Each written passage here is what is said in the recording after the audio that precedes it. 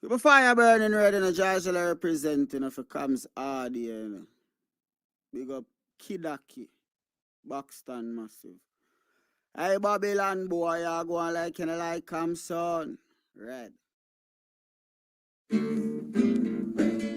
joke, never joke, never joke. Oh, money, never money, never money, never money, money, I know what you can have it, money. Money, never money, money, never money, money, you can keep, you can have it, money. When you've been a corrupt, you have been tell me money. Now because your money done, you come with conniving money. When you had your pocket full, you have been tell me money. Now because your money done, you hustle for tell me money. Yes, money, never money, never money, money, never money, money. Now I know what you conniving money. Neighbor, neighbor, joker. Neighbor, neighbor, joker. Neighbor, neighbor, joker. That's all the money that me walk for. A 2 pound note and a kill that piece. A 2 pound note and a kill that piece. A 2 pound note and a kill that piece. This is all the money that me walk for. I said money, neighbor, money, neighbor, money, money, neighbor, money, money. I know what you can have in money. Oh, Joseph. Guyana and Guyanese, at home and abroad. Tune in to Guyanese Morning Time, hosted by Kadaki Amsterdam, where the sun always shines. Guyanese Morning Time, the people calling Guyanese Morning Time. Rhythm, Guyanese Morning Time. Intelligence and knowledge run the front line. We go again, Guyanese Morning Time. The people calling Guyanese Morning Time. Rhythm, Guyanese Morning Time. Intelligence and knowledge run the front line. We go again. We rise up early morning watching comes TV, where wisdom and knowledge, yes, it is the key. Exposing corruptions over land and sea, where the wicked politicians they try to trick me. Guyana is a land for everybody. With 6 races should live in harmony. There's one set of people getting aisle money. There's one set of people doing the thievery. Guyanese morning time.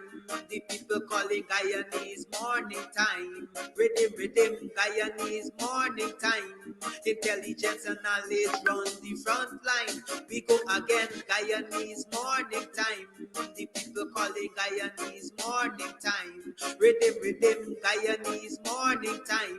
Intelligence and knowledge run the front line. We go again. This is a program that you all can see. Sharing your views and your integrity. Like it, comment and share it all around. Pass it to your neighbor, safe and sound. A sad situation going on in this town. The voice of the people is getting trampled down. Out of the mouths of babes and sucklings, with Jah as ordained me to sing. I sing Guyanese morning time. The people calling Guyanese morning time. Rhythm, Guyanese morning time. Intelligence and knowledge run the front line. We go again, Guyanese morning time. The people calling Guyanese morning time. Rhythm, Guyanese morning time. Intelligence and knowledge run the front line. We go again, fooling the people. You're promoting evil. Stop lying to the people. You are a part of the cycle. Stop fooling people. You're promoting evil. Stop lying to the people. You are a part of the cycle. I say, Guyanese morning time. The people calling Guyanese morning time. Rhythm, Guyanese morning time. Intelligence and knowledge run the front line. We go again, Guyanese morning morning time. The people calling Guyanese morning time. Rhythm, Guyanese morning time. Intelligence and knowledge run the front line. We go again, they got Breakford, Bork and Mark Benchcop. David Hines and Kadaki Amsterdam. Sherrod Duncan, Nigel London. Normal Brown and Gavin Matthews. Big up Paslow, both people governor. Simona Brooms, Robin Simpson. Hampton Green and Winston Jordan. And yes, we can go right on and on. Guyanese morning time. The people calling Guyanese morning time. Rhythm, Guyanese morning time. Intelligence and knowledge run the front line. We go again, Guyanese morning time. The people calling Guyanese morning time. Rhythm, Guyanese morning time. Intelligence and knowledge run the front line. We go again. The relatives and friends of young Wyndham Bacchus, they deserve justice. The family, the relatives and friends of our in Boston, they deserve justice. The family, the relatives and friends of Peter Headley, they deserve justice. And so when we say that Guyana is an apartheid state, we have the evidence to show.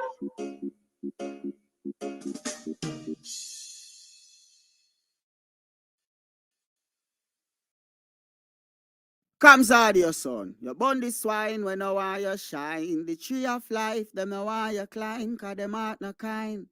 Comes I say them art no kind. Buxton Massive, Kidaki, Red Hat.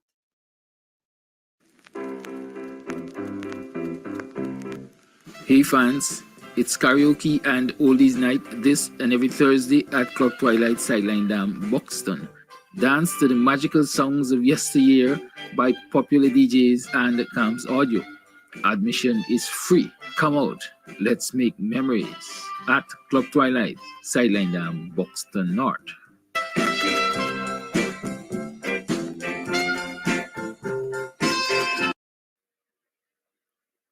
First of August Movement Buxton, CAMS TV and Society for African Guyanese Empowerment invite you to the Business and Cultural Expo this Sunday at Benjamin's Lawn opposite Tipperary Hall, Buxton.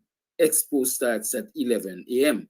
Come out, support your service providers, agro-based businesses, and manufacturers. Yes, the Buxton Business and Cultural Expo. Bring out the entire family for a day of fun and business. Come one, come all. Booths available. Exhibitors call 682-7981 for more information. The Business and Cultural Expo, exhibiting for success. Region 4, the Guyana Public Service Cooperative Credit Union will be hosting its annual general meeting for the period 2021 to 2022 on Sunday, the 25th of August, 2024 for members of Region Number 4. The meeting will be convened at the Critchlow Labor College, Wolford Avenue at 10 hours. Members are encouraged to pre-register at bit.ly/GPSCCU AGM 2024 for further instructions on how to take part in the meeting and to vote for a committee of management. The meeting will take place both online and in person at various locations across the country. Full participation of members is encouraged. Let us move your credit union forward. The Guyana Public Service Cooperative Credit Union. People helping people.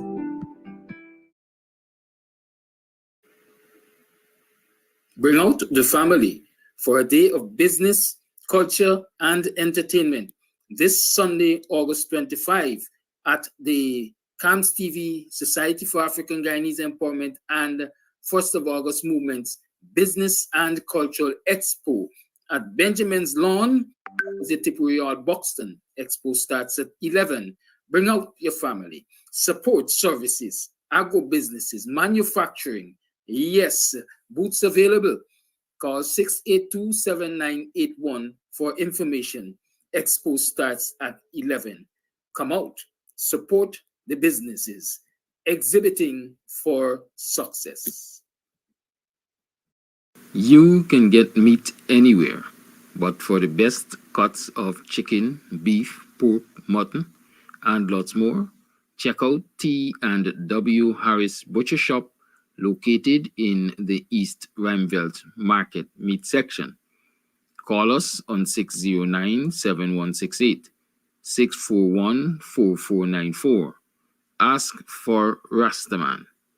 T and W Harris Butcher Shop for the best in fresh cut meats and lots more.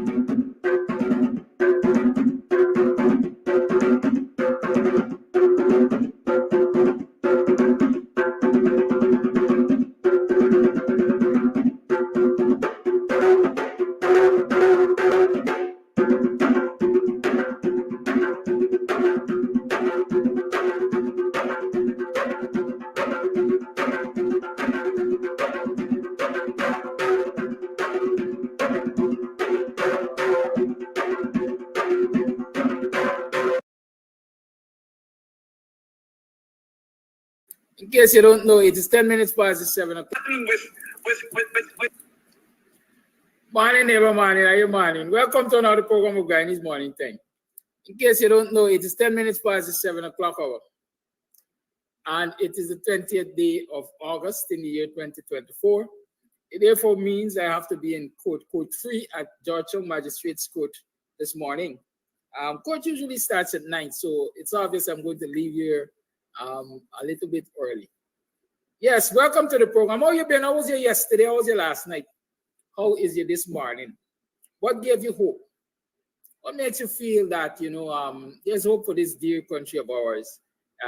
What gives you, what makes you enthusiastic about wanting to live in this country? You know, sometimes I look for the right words and I don't find them, you know. I don't know. I really don't know. But nevertheless, welcome to the program. I hope you all are well. Let me take the opportunity to thank Peter. Peter, you know yourself. Peter pay for Paul and Paul pay for all. On Sunday, while I broadcasted the, what was it? Coffee 250 Forum, Peter took the opportunity and he went into the cash app and he left something there. I must acknowledge, when I can acknowledge, I must acknowledge. Keith, you were there on Friday, so too was Ronald. And yes, so I want to thank you guys for visiting the cash app. Good. Remember, there's also Zelle too, so you must visit that too. Thank you. Those of you who don't have cash app, you can utilize Zelle. Those of you who don't have Zelle, you can contact me to find out what other means you can help to fund the program. Right? Those of you who are here locally, you can use MMG to 6225933. Or again, you can call me to find out how to assist in funding the program. I had a good smile this morning. Francine Cruz, good morning. How are you? I noticed you said you couldn't sleep last night. Dr. Hines was wrong to you. Right? Dr. Hines was wrong to you. I apologize, Dr. Hines, costing you your sleep. Right? But the truth could be unpleasant. And some people, a lot of us don't like to bear the unpleasant truth. Francine is, listen, let me say this. In politics, in life, in everything you do, people are going to be endearing. People are going to adore certain concepts. They're going to adore certain people, dead or alive. That is why in this society, you'll always have people talking about the exploits of Forbes Bonham, good or bad. You'll have people talking about Walter Rodney, good or bad. They'll continue to talk about Chedi Jagan and Janet Jagan. And people generally have the leaders that they adore and they treat them as saints. They never see them as humans. They never recognize the human frailties of those people. And so when somebody speaks ill of the idols or the icons, they get upset. I don't know that Dr. Hines was speaking ill of Walter Rodney last evening because I happened to be listening to the program way down at the end when he said, you know, a lot of people are saying that WPA died with Walter Rodney. And he is positing, his thesis, his argument is that WPA got stronger after the death of Walter Rodney. Right? Because it became a political party. What a lot of people may not recognize and have not paid attention to perhaps is that when Walter Rodney was in the WPA, perceived as leader of the WPA and so on, the WPA was a pressure group. It was doing a darn good job at pressuring the PNC, pressuring Forbes Bonham for democratic principles and so on and so forth. But it was not really until Walter Rodney was assassinated that the WPA really became a political party. A political party. And so that is all Dr. Hines is saying. It moved from a pressure group to a political party after the death of Walter Rodney. And y'all could correct me with that history. I'm a young man. Good. Was Dr. Walter Rodney impactful, leading the WP as a pressure? Certainly, he had a lot of impact. He had a big following. Like Dr. Hines said, he was not I'd say WPA man. He was a national man. He was an international man. He was bigger than the WPA, right? Because his activism transcended, was wider than within the WPA and all of that. But the fact is, what you have now as the WPA is a political party. One of the things, we don't discard history. We have to use history as our teacher.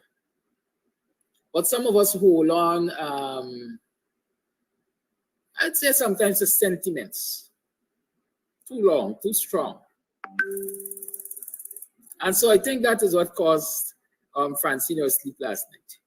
I am sure Dr. Hines was not denigrating the memory of Walter Rodney. He was not disrespecting or disrespectful to Walter Rodney in any way, nor the family of Walter Rodney.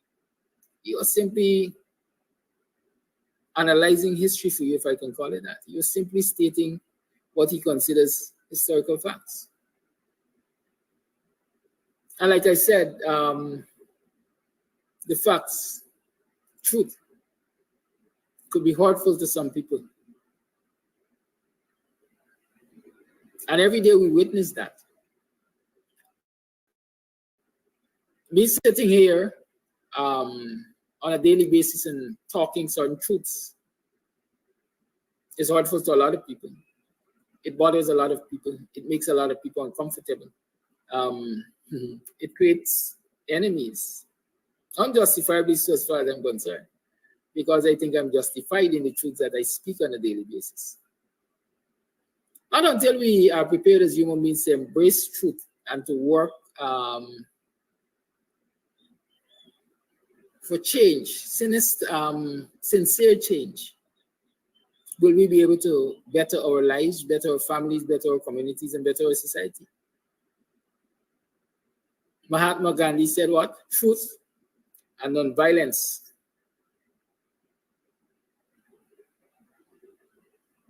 Truth and non-violence. I'm not, I believe in truth. Let me leave it as that. Right? I believe in truth. Errol Ramdo, I saw you, I think I saw a couple of messages this morning, posts, whatever you call it, from this guy Ramdo. He looks as though he's here to create some mischief. And if you're a mischief maker, Ramdo, just know, I'll send you out the place. Right? All the place are going to send you, because where was the PNC rep? They don't go clean up, right? Something like that. Good. I know he's asking, the PNC don't tell the truth, and so on and so forth. Unless you're bringing something to the discourse, it's better to keep your mouth shut. Others assume that you are an idiot, than open it and remove all doubts. I grew up hearing things like that, right? Put your brain in gear before your mouth in action and stuff like that. So be careful, Ramdo. That's all I'm saying to you. Good. Yeah, so we're talking. Sometimes you just have to accept the truth for what it is. For example, yesterday I spoke about the councillors at the NDC, and I spoke about my good friend Apollo Boss and so on.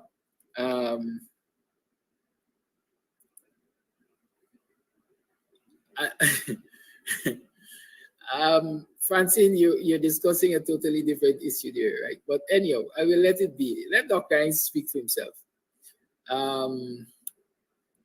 Let Dr. Hines speak for himself. Well, I'm just analyzing or commenting based on my little knowledge of history. Yes, a lot of the WPA members were murdered by the PNC. The WPA paid a high price for its activism. We're not disputing that. We're not dispelling that. We are not disrespecting their sacrifices. But is there any truth in the argument, the talk that is loosely bandied around, as far as I'm concerned, that WPA died with Walter Rodney? If the WPA died with Walter Rodney, why am I here? I might be a maybe second or third generation WP8.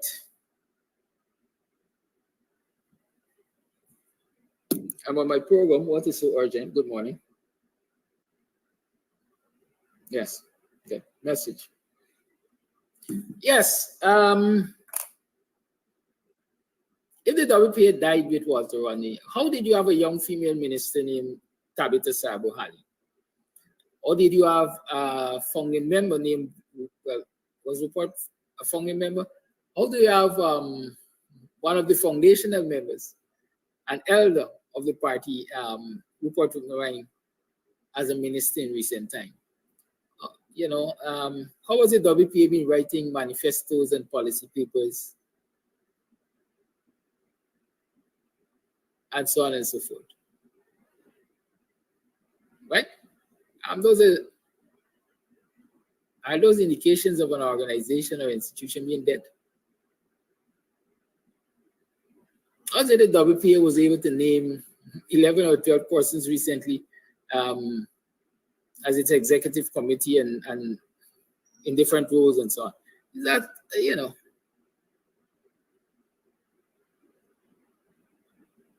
so we have to decide what we want.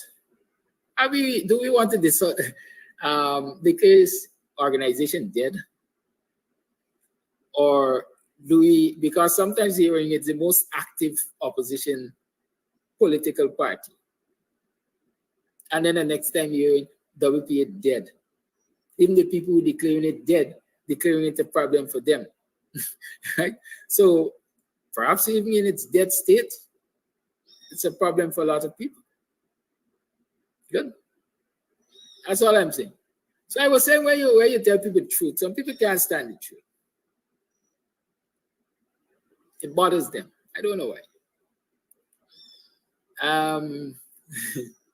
Yesterday I spoke about the inactivity, if I can call it that. The lack of vigilance on the part of NDC representatives in Buxton Friendship, Buxton Falls NDC. And I am saying that I am positive that that is happening across the country. Good. And I basically called for people to take their responsibilities serious. And for the leader of the opposition, whose representatives are in the neighborhood democratic councils, to pay closer attention to what they're doing. Have them report, question them. Sometimes you even have to send out your scouts to look and see. So when they bring their report, you can compare their report to your scouts report. And so you know whether or not they are just seat warmers and coming to kerfuffle you at the end of the day. That's all I was saying. Yeah, I gotta be responsible. Some people are offended. I don't mind offending anybody once I'm speaking truth. And if truth is going to result in action that will improve the lives of our citizens in Buxton Falls, NDC, and across this country, then that is what I will hold steadfast to, the truth. I also said to you yesterday, if you have 5 million laps in your dig it in me too.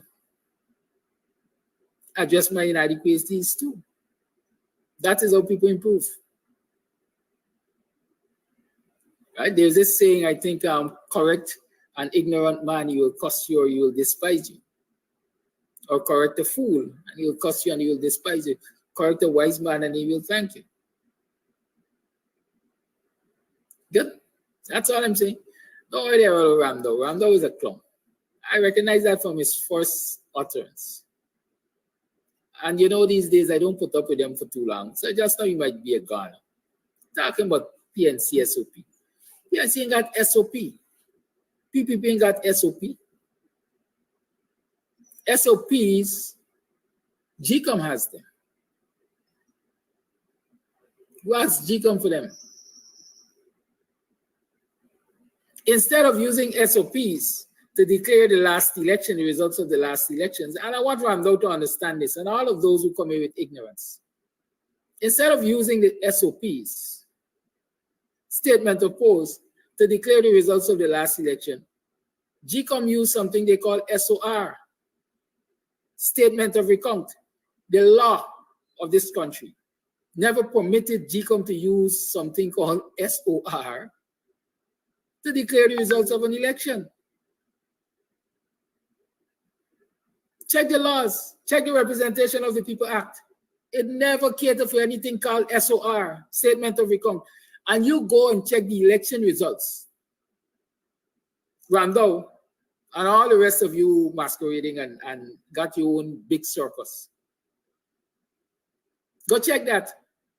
It is SOP, statement of polls, that are used to declare the results of elections in this country according to the laws of this country. GCOM used SORs, statement of recounts. So y'all go and check that. And y'all tell me whether or not the declarations were legal. It's only that we live in a shithole country like Orange Head said, Trump said.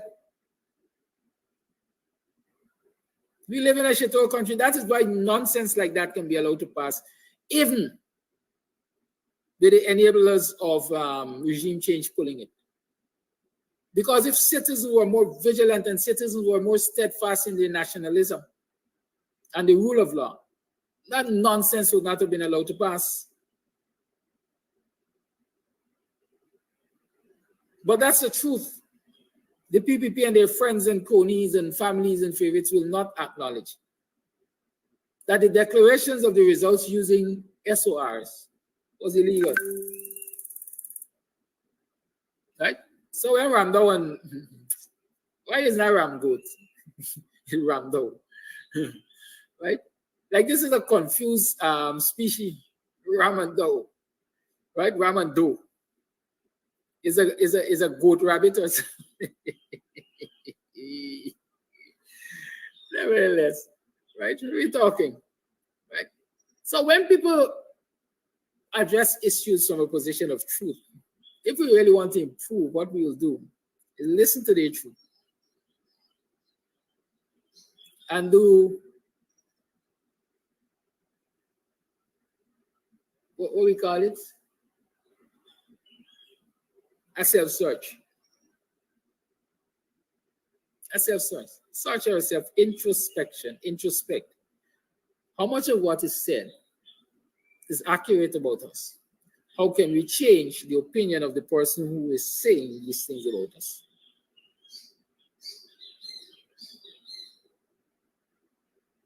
Right? That is what we have to do. And if we are honest to ourselves, then we grow.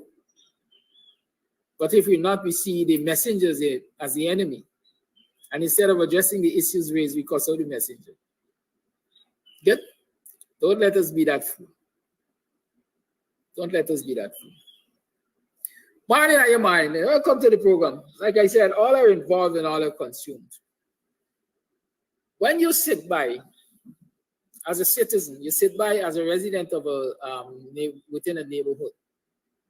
You sit by as a public servant, you sit by as a parent, you sit by as a teacher, and you allow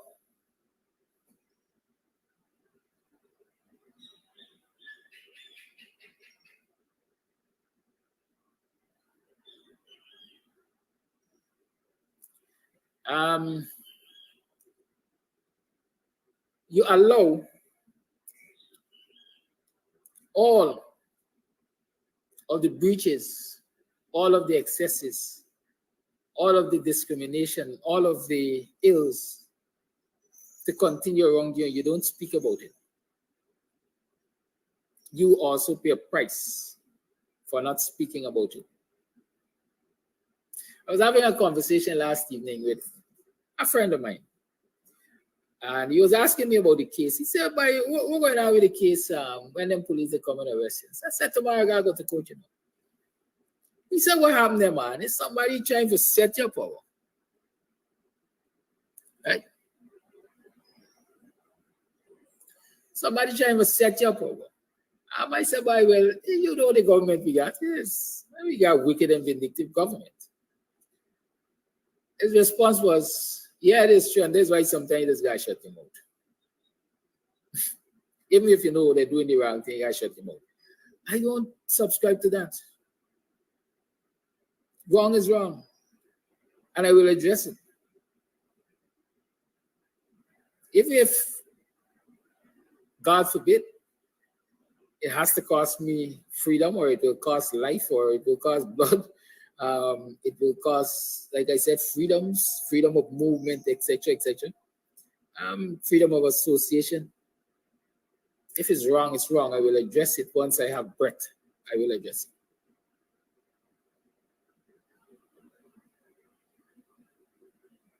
And so until more of us take that attitude, what we are doing, in short, is being bystanders, onlookers, as a few of us try to confront the ills of the society. And since there are not many of us, it's easy for the wicked and vindictive to maybe pluck at us one by one, target us one at a time. And in many instances, it's likely that they will succeed. If you want change in your society, if you want to protect those who are fighting for you, or fighting for changes in the society, what you have to do, you have to join the fight.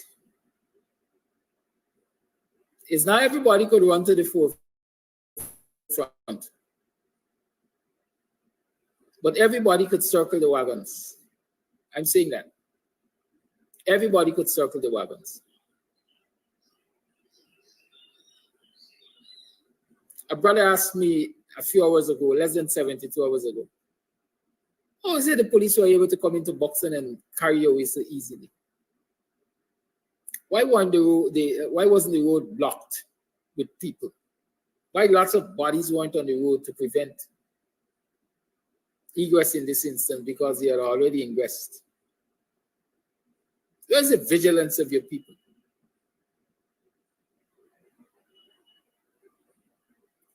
Right?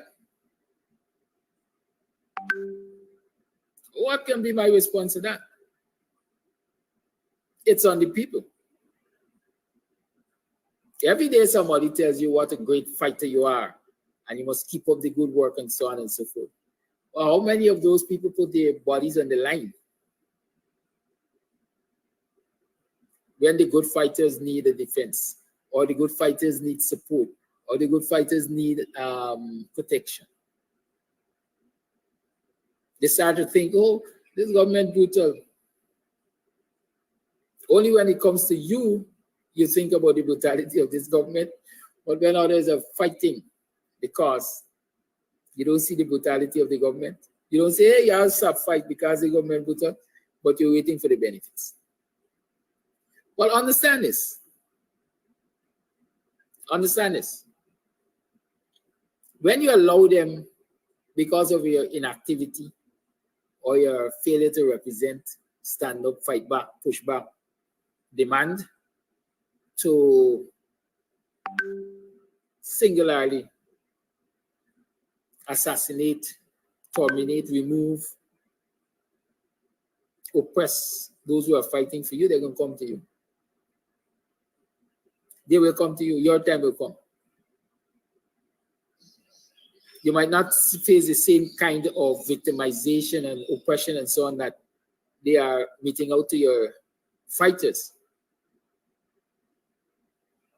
but you will be oppressed, because the rights that your fighters were fighting for your benefit and all of our benefits, will not be granted to you. You're going to be left on the periphery of society. You're going to be left at the bottom of the social ladder, according to Chedi Jagan.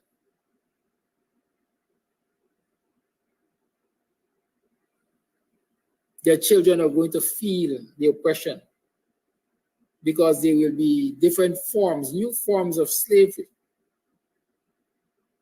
that you and your next generations will be faced with, simply because you don't believe, or you didn't believe, that it was time to fight now. So like it or not, whether you're active or you're inactive, in this struggle, you are involved. And you will be consumed based on your actions. That's a recognition I have. And so I fight. Because I don't want to be consumed like that. I'd rather be consumed fighting. I don't want my next generations to be consumed like that. I'd rather fight and leave a legacy for them on which they can stand. And so if I can fight this fight and win it, and therefore prevent my next generations from having that fight, I will do it all over again. All over again, I will do it. So me going to court this morning is part of the fight. It's 25 minutes late, I have to leave you shortly. Going to court this morning is part of that fight.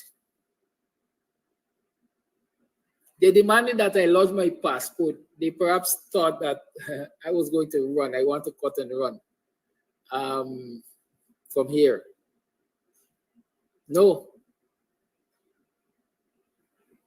Even if I have my passport, as a matter of fact, some of my acquaintances and friends and brothers can tell you that I've been saying it this year and next year. Don't expect me to leave this country. The visa got wait till after next year, after elections. So nobody is to tell me about vacation. Nobody is telling me about coming out into the cold or wherever. No. This year and next year, crucial year. We are in an election year, and I am going to stay here and I'm going to fight. That's my intention. So the court, Mandel Moore demanding or requesting that the court holds my passport, it's really wasted energy because with passport, I ain't got no place. With visa, I ain't got no place at the right here. Fighting to remove the PPP from government through the electoral process. I want you to join me in that fight. That's what I want you to do. Join me in that fight. Let's do it together. Let's do it again because it was done before. Right? That's all I'm encouraging you to do. I'm going to Court 3 this morning. Court 3 is on Brickdam. We would say Brickdam and Avenue of the Republic. The opposite St. Stanislaus College. That's the entrance of that stair there. The door straight ahead, that's Court 3. So I'm going there this morning for 9 o'clock, I guess, because they say morning court. But usually, cases like mine would be called late in the morning, I guess, because the first appearances usually get called first in terms of setting dates to trial and so forth and so forth, which they're quick things. I've had my first appearance, and so I want to believe, I've had my first appearance. I've had, I think that would be a second appearance when statements were given, when we collected statements. And so I guess when we go to court now, is the commencement of trial, right? Commencement of trial. That's what I'm thinking. So the possibility is, despite the fact I will get there or try to get there for 9 o'clock, case might be called a little later than that, if it is called, right? I don't know about proceeding. In this country, the police is never ready. But that's the reality for today. That's the reality. Those of you who are prayer warriors, pray. Those of you who are physical warriors, come let me fight. However you choose to support this journey, I'm grateful for your support. I'm grateful for your encouragement. But I am giving you one assurance. And that assurance is, I'm not going to be deterred. I'm not going to be beaten into subjection. I'm prepared to bear the scars for the freedom of my people. My now generation and my next generation. I'm prepared to bear those scars, whatever they are. Are you prepared to? Are you prepared to join the fight? If you're prepared to join the fight, let me encourage you, man. Join the WP.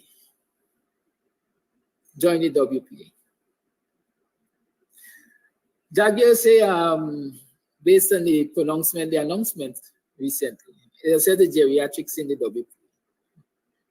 Patelling can be bottom black.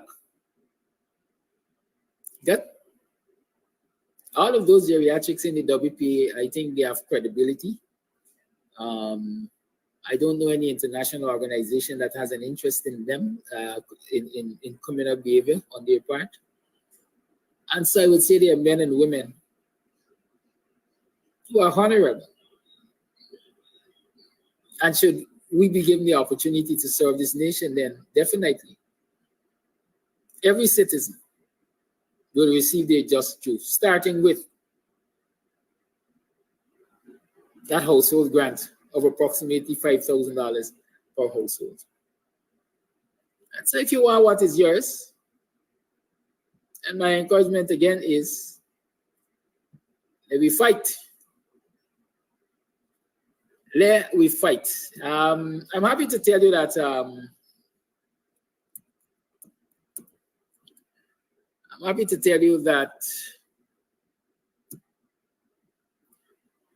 registrations for the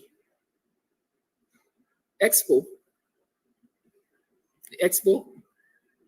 is going nicely. I just had a confirmation from another business, and so let me share the information with you quickly. That's it. Crisp.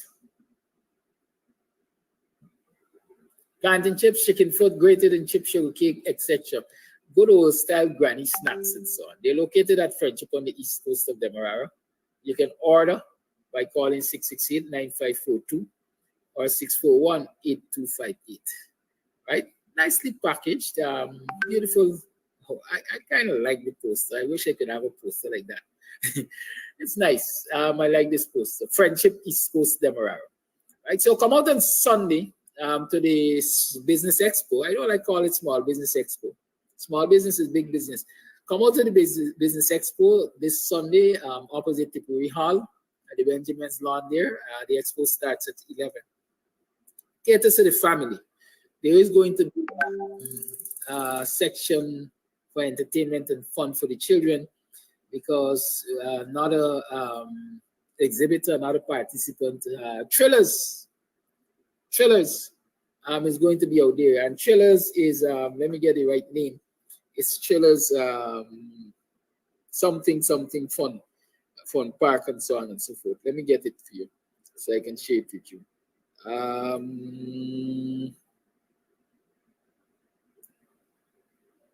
Trillers.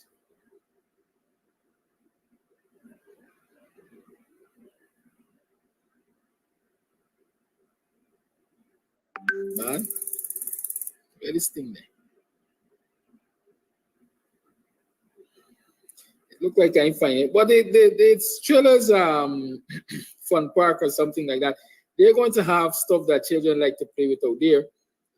Stuff like bouncy castle and slides and trampolines and stuff like that. So you can bring out the children even while you come and check out what's there, right? Come out and support these small businesses. I know the folks from Mocha, they are going to be out in their numbers. They're going to be out in their numbers.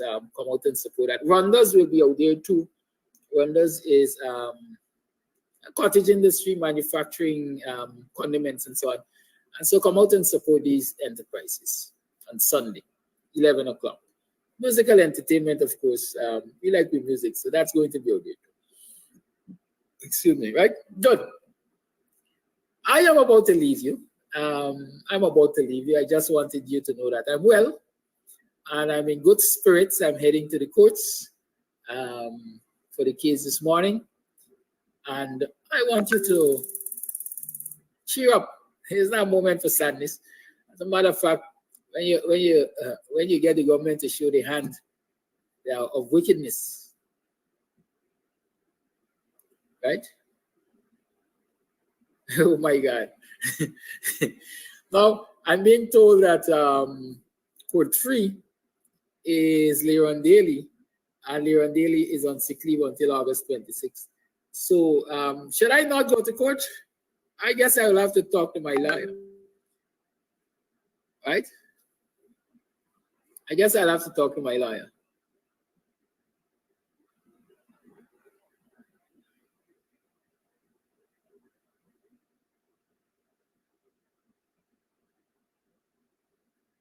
Good. So let me see if I can get my lawyer and get his advice. And so see if I can sit here a little longer with you. Y'all permit me to.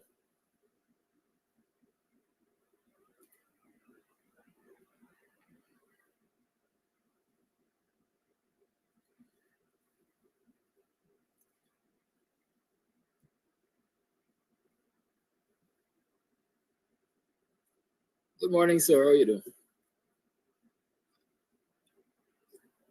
Yes, sir.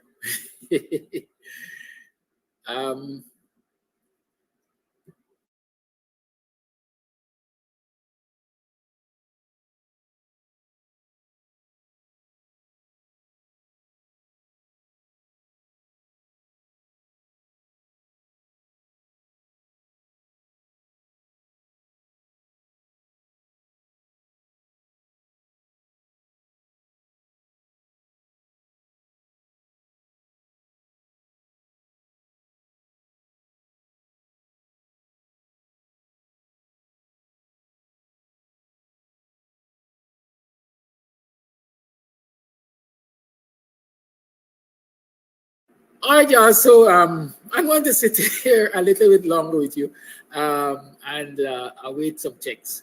And then we'll determine whether or not I stay on the program or, you know. In the meantime, let me open up the lines, man. The lines are open, so we can talk about all that's happening. Somebody is still asking for volume. Don't we have volume now? Oh, you wanted volume so you can mind my business. Mind my business. I was talking with my lawyer, our lawyer, senior counsel Nigerians, right? So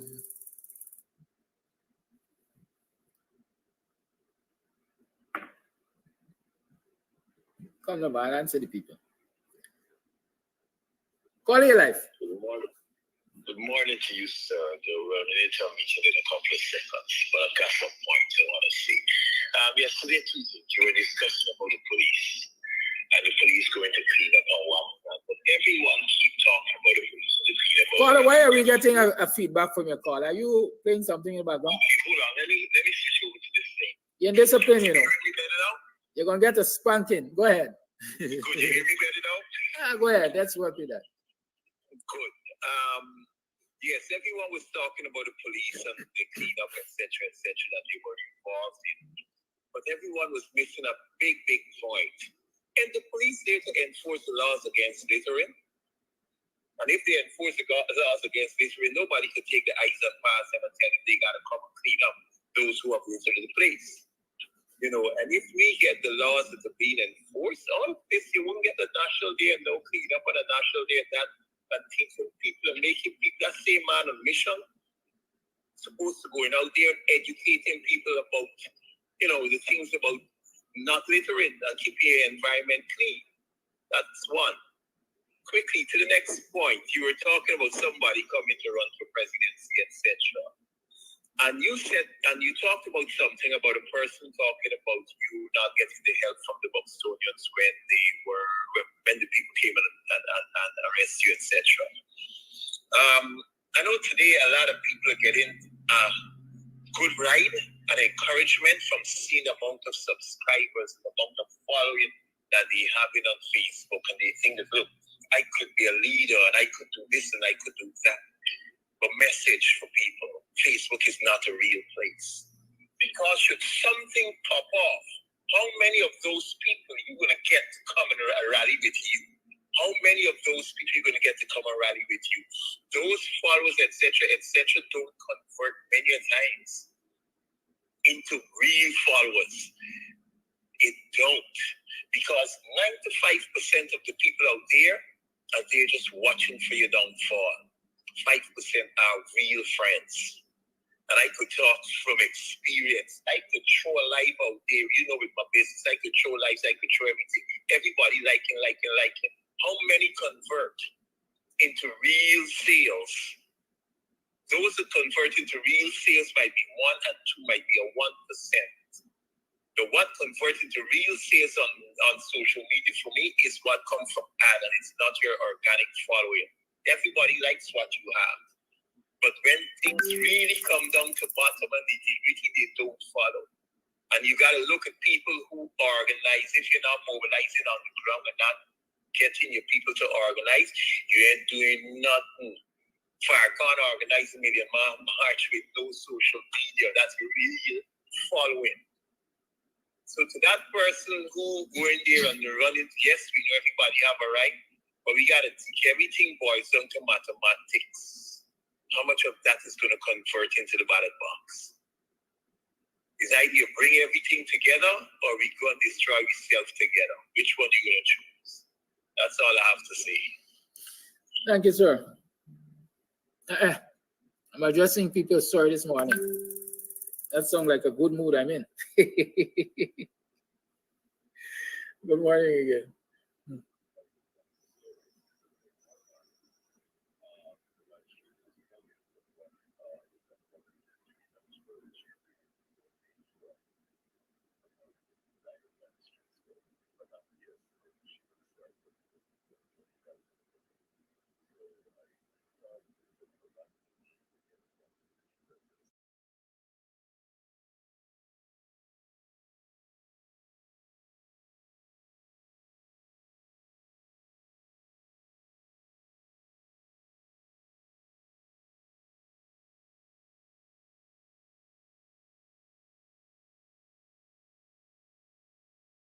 I've been granted permission to spend a few more minutes with you. So let's see where that goes. Good? We can see how.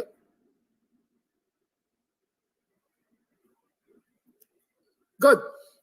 Very good point the caller made just now about, well, I actually addressed it to some extent yesterday. A lot of people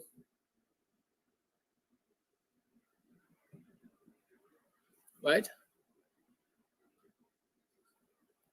A lot of people make the mistake of believing that social media popularity is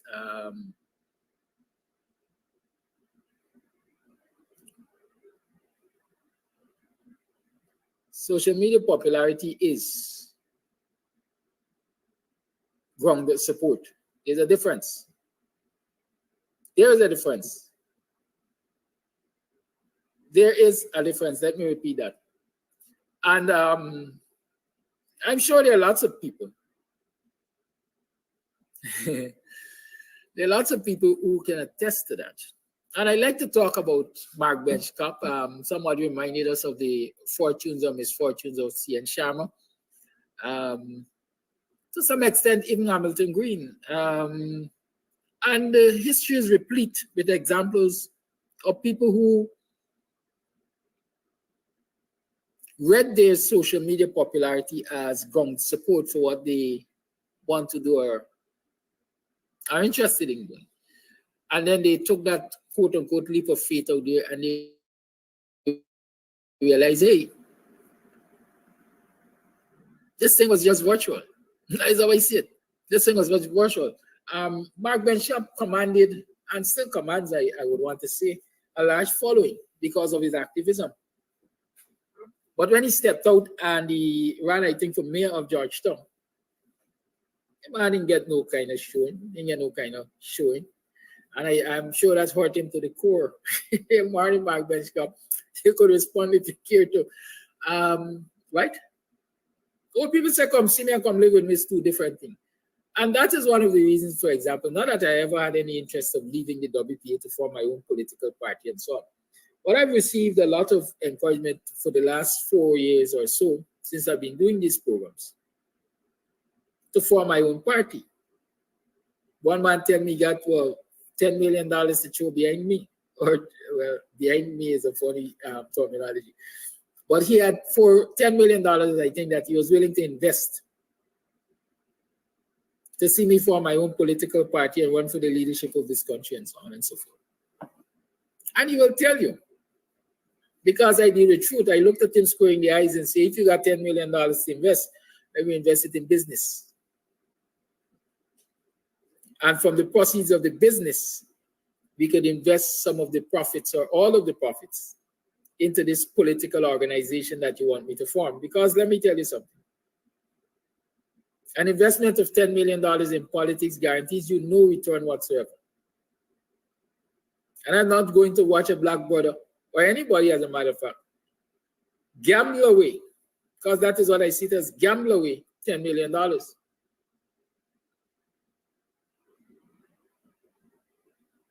Especially with this uncertain territory that we will operate in Ghana when it comes to elections.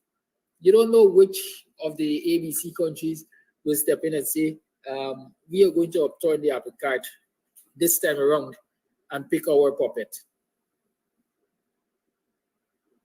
As I said, plain and straight to the brother, no, that $10 million, we could invest it in business if you're so concerned, if you're interested. But to invest it in me and politics, I guarantee you no return. There's no guarantee I will get a seat at the table.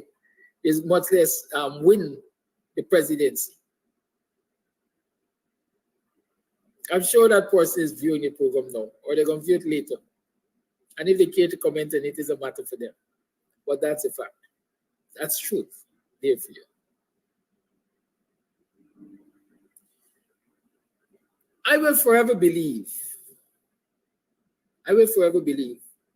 that what we want in this country is a coming together of all those of us who have the interest of the country at heart. Note I said the interest of the country at heart. I'm not sure everybody who says they have the interest at heart has the best interest of the country at heart. Right? Some people might have the interest at heart.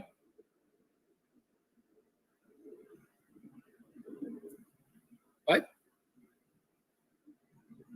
There are lots of people who may have the interest at heart. But how much of the country's best interest do they have at heart? Oh, me, I want run for president in this country. I would like to lead this country. Because, for example, we collect $246 million in 1 month from oil income for the month of July. Something, was that the amount? I think that's the amount. Good. And so there's good money for eye control. But is it you have an interest of controlling that money so you can really use it to improve the quality of life of the citizens of this country? Or is it that you just want to be able to control that kind of money? To do in your mind what you think are the things that should be done. Those are some of the things I always consider when I hear people say, they want to be president. Why do you want to be president? Why do you want to sit in parliament?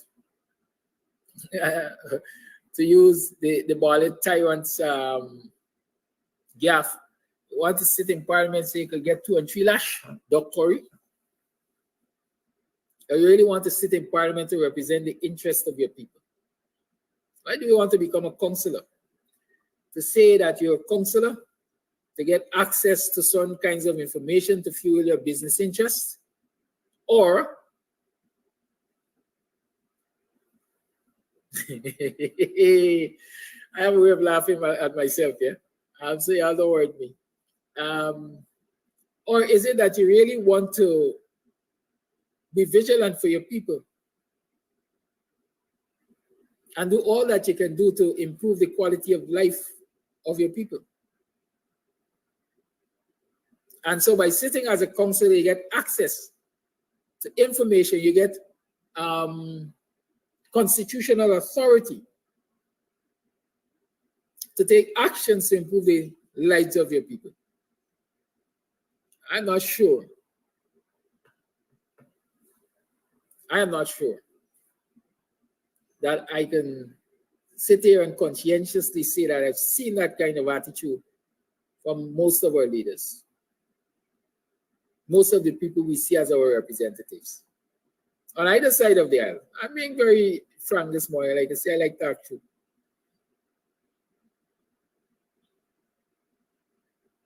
How do I sit?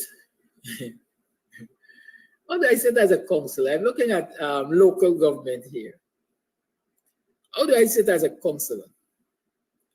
And I know that the bylaws say that the main drains are to be maintained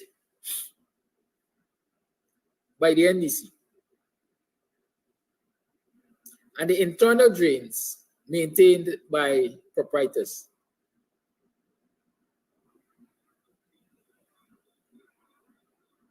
And I don't insist that both of those things are respected and done. I don't insist that the NDC leads by example and maintain the main drains, and then use its authority to encourage and insist that proprietors maintain the internal drains. And why do I put it in that order? You have to lead by example. If the NDC is not maintaining the main drains, then it becomes difficult for proprietors to maintain internal drains.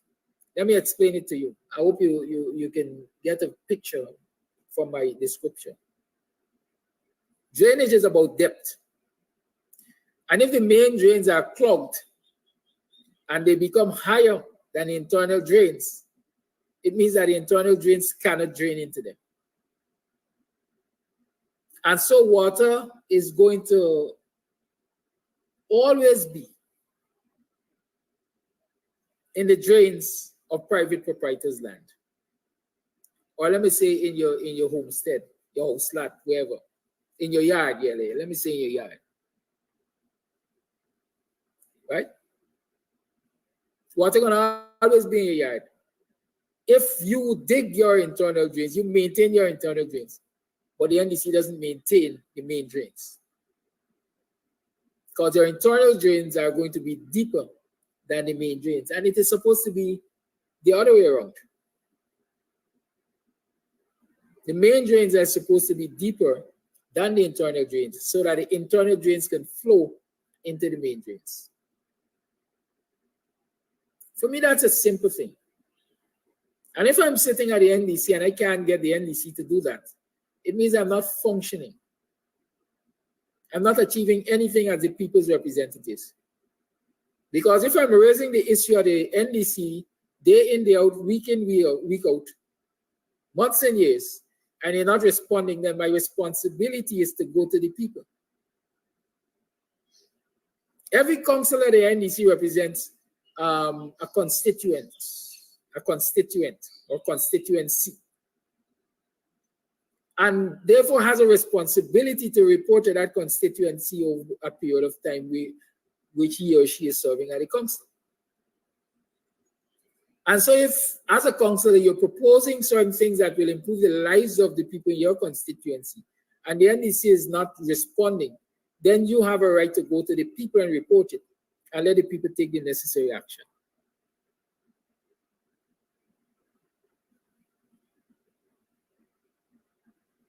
And until people are prepared to do that, then they can't convince me that they have the best interest of their constituency at heart. Hail up, Harriet. How you do, girl? Good? Let's take that to a higher level. Let's take that to a higher level. Regional Democratic Council, the same analogy works, but I want to go to the National Assembly. If you as a people's representative in the National Assembly recognize certain harmful actions or policies of the government of the day, and you are not taking strong enough measures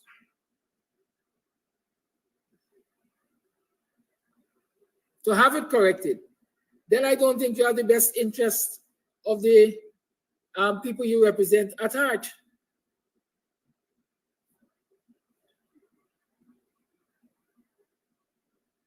Can you show your discontent with what is happening in the National Assembly by boycotting it? Yes, you can. Is boycotting it enough? Maybe not. A lot of our representatives will not dare to boycott Parliament because the first thing they will consider, I'm going to lose income. They ain't going to pay me for the period that I boycott Parliament. So self-interest triumphs the national interest or the constituency's interest. As a representative of the people in Parliament, is it possible that you can galvanize people around the cause you're fighting for them and take them in front of the National Assembly as a sign of protest? Definitely you can. Are we seeing our national leaders doing that? Are we seeing our parliamentarians doing that?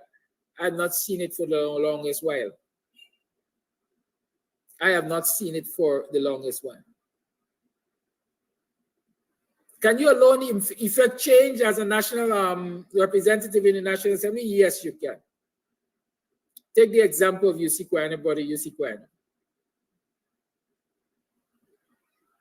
When brother UC Kwana was fighting and the WPA was fighting for certain changes to the electoral laws of this country, brother UC Kwana alone undertook a hunger strike in front of GCOM. At that time, I think, I hope I'm correct, I think at that time GCOM was somewhere along High Street, but not where it is currently. Or I'm mixing up my geography. But brother UC went on hunger strike.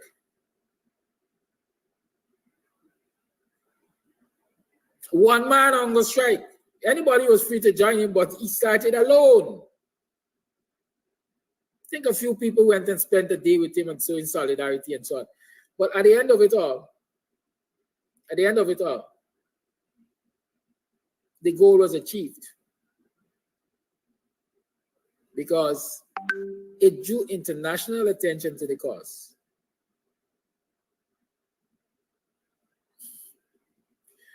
Francine, don't talk to you, I could ban you. Rest yourself. Right? At the end of the road, it brought changes. Even if it wasn't all of the changes that were being demanded, it brought changes because the international world started paying attention and demands were made and changes came. We have some national representatives who, as far as I'm concerned, won't be prepared to go hungry for 1 hour for the people they represent. That's our CR. So you have to forgive me. Sometimes I can be scathing in my criticisms, but they come from a position of truth, analyzing your actions. Right? At least my truth. So when you hear people say, I got your best interest at heart, I got the country's interest at heart, always have to ask yourself. Yes.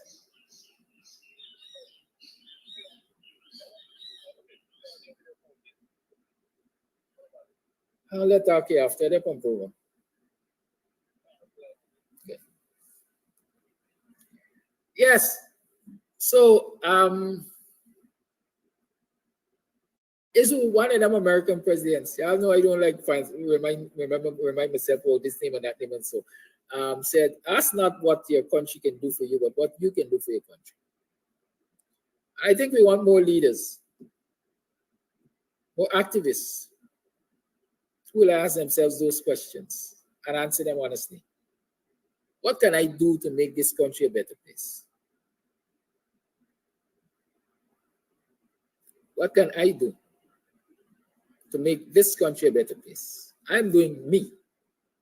I think I'm doing my part for starters. Highlight the wrongs and I see them, regardless of who committing them. And it's never personal. It's always national. Keep that in mind.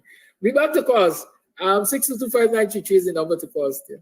So let's talk still. Let's talk. And those of you who have small businesses, get registered for the business and get registered. You know, usually I don't, you all might be surprised. I don't concern myself with the inventor, you know. I concern myself with the utility. How useful is this thing? Right? How useful is this thing? Yes. How useful is this thing? The lines are open. 6225933 is the number to call.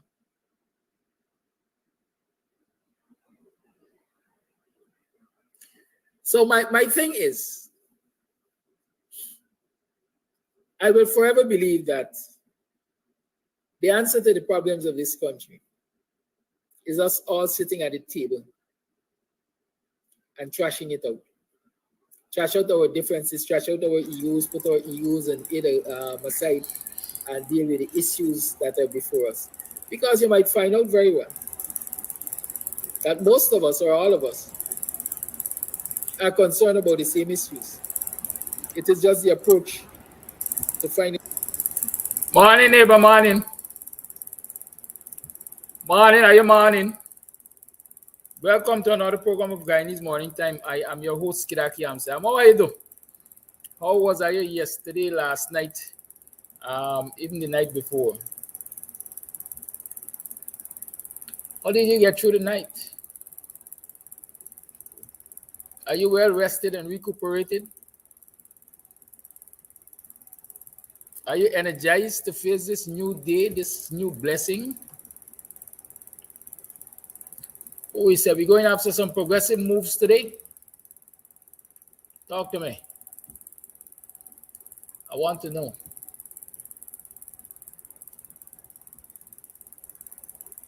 So I know many of you want to know what happened yesterday. Yesterday I went to court. And I spent 10 minutes or so in court. Yes. I went to court yesterday, to say the least. The matter is now set for September 20th, 9 o'clock. Court free, I think. Yes, so according to the prosecutor, they're ready to proceed with trial. And so my next court appearance, I'm sure, well, I'm not sure. It is expected that a trial date will be set and we shall proceed thereafter. Good, so that's the update for you on the court matter. Those of you who are paying attention and who would like to know what transpired. Good, that is that. Now with that out of the way, CXC results came out yesterday. CSEC, Caribbean Secondary Education Certificate Examination, came out yesterday. And a lot of people are shouting, what? Who in this country? One child wrote 29 subjects and got 23 grade ones or something to that extent. Congratulations to that child. I want to ask, what we doing? What kind of social life the child had? I would like to make a child like that a study. I would like to know how they manage to study so many subjects at school and see how they interact in their communities and so on. Well, that's something we can talk about later, I am sure. But what was striking about those results is that despite you have 2 or 3 or 4 students who did 20 plus subjects and quote unquote were outstanding or are outstanding, the pass rate has dropped. Yes, there has been reduction. There has been a reduction in the number of passes and so on and so forth, the percentage passes. So, Satira Gal, you are not faring well. You're not faring well. And I continue to argue that a lot of the successes Satira Gal claims is not because of our policies, but because of individual sacrifices. Good. Anyways, it's Wednesday and Dr. Hines is in the house, so let's talk with Dr. Hines. I don't know how many of you have had the opportunity to hear the man since he was announced as the WPA presidential candidate. This morning, I hope to get into his head on that, among other things, I guess. Well, Dr. Hines, welcome to the program. Good morning. How are you, sir? All right, fine, thanks. Good morning to your viewers and listeners. It seems like the longest break we've had together in recent times, because you weren't able to come on last week because you were traveling back to your job, I think, right? Yes, I traveled last week. Right, so we didn't get the opportunity to talk about that most important announcement coming out of the WPA, naming its leadership team, and as I would say, naming you as the head of the leadership team, because customarily, whoever is the presidential candidate in this country leads the party. Am I right? Not necessarily so. Different parties have different models. Okay. Well, I said customarily. So the question is WPA an anomaly? Meaning what? That whoever is the presidential party candidate doesn't lead the party? Well, no, the party has, the WPA has co-leaders. The WPA doesn't have a single leader. Okay. Again, I think I asked this question before, but explain to viewers the concept of co-leaders. Most of this generation, don't let me say this generation. Yeah, this generation, the younger folks who make up the majority of the voting population right now, perhaps have never heard about this concept of co-leadership, and they don't understand how it works and how it is supposed to work. Could you shed some light on that? Co-leadership, I think most parties have co-leadership. They just don't call it that. What it means is that rather than a single person being the leader, you have more than one person as leader. And they share the responsibilities of leadership. Cumbersome? I think basically that's it. Is it cumbersome? Is it unwieldy? No, it's not cumbersome. Because in practice, whether political parties say they have co-leaders or not, they do have co-leaders. In a practical sense, there's always the force among equals. And so, that happens. But the co-leadership is nothing mysterious. As I want to say, it's a case of delegation, or a good opportunity for delegating responsibilities in the party, in leadership especially. In some senses, yes. Yeah, one can put it that way. But it's not a big mystery. Like I said, it's not a big mystery. Some parties have, all parties in Guyana, the PPP has a general secretary who is the force among equals, or the leader. The PNC has a leader and a chairperson. The chairperson chairs meetings, even though the leader is there. So different parties have different permutations, but it's not a mystery. It's not a mystery. Good. All right. So following the publication of the leadership team, I'm using that word loosely. Other people prefer other formations, but following the publication of the leadership team over the WP, there have been a lot of reactions in the society. There have been a lot of reactions in the society. I'm sure you would have paid attention to some of those reactions. Um, one of the things that drew my attention, quite frankly, was the Ghana Times. First, Jagdeo at his press conference, and then the Ghana Times repeating it basically. Jagdeo say, well, the WPA got a geriatric team of leaders. Where are the young people? And the fact that you're not seeing young people, I think he said it's a failure of the party. How do you respond to that? And what are some of the other? I don't think he went that far. But if all that Jagdeo can criticize me for is being old, it means that I'm doing. Jagdeo runs his mouth at everything, and when it came to that thing, all he said is that these are a set of old men. Your volume is low, sir. My volume is low.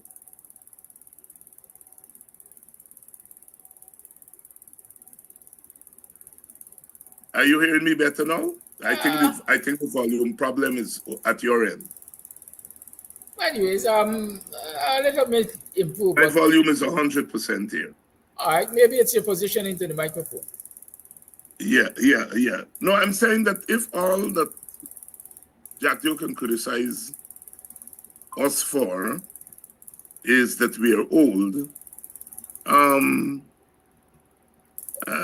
take that any day. I am merely 4 years older than Jagdeo. You are several years younger than Jagdeo. So if he can resort to just abusing old people, it's usual Jagdeo. I'm saying there was no substantive criticism of us. Very well. And the positives, what do you find the positive reactions to be? Are you encouraged by the reactions of the announcement coming from the announcement? Well, depends on who. I mean, if you're from the PPP, there's nothing encouraging they want to say about something like that. Opposition supporters were generally welcoming of the decision because we are in the season of that. I mean, the PNC recently held their Congress and announced their leadership, and the AFC announced their leadership. People are accustomed to that, and so their response depending on their partisan standing. I mean, there were some PNC supporters who questioned whether the announcement meant that the WPA was going to the elections on their own.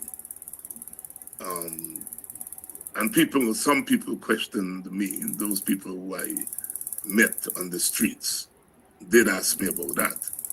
And I clarified that in two, I think one interview I did with Demerara Waves on Politics 101, which was carried as a news item.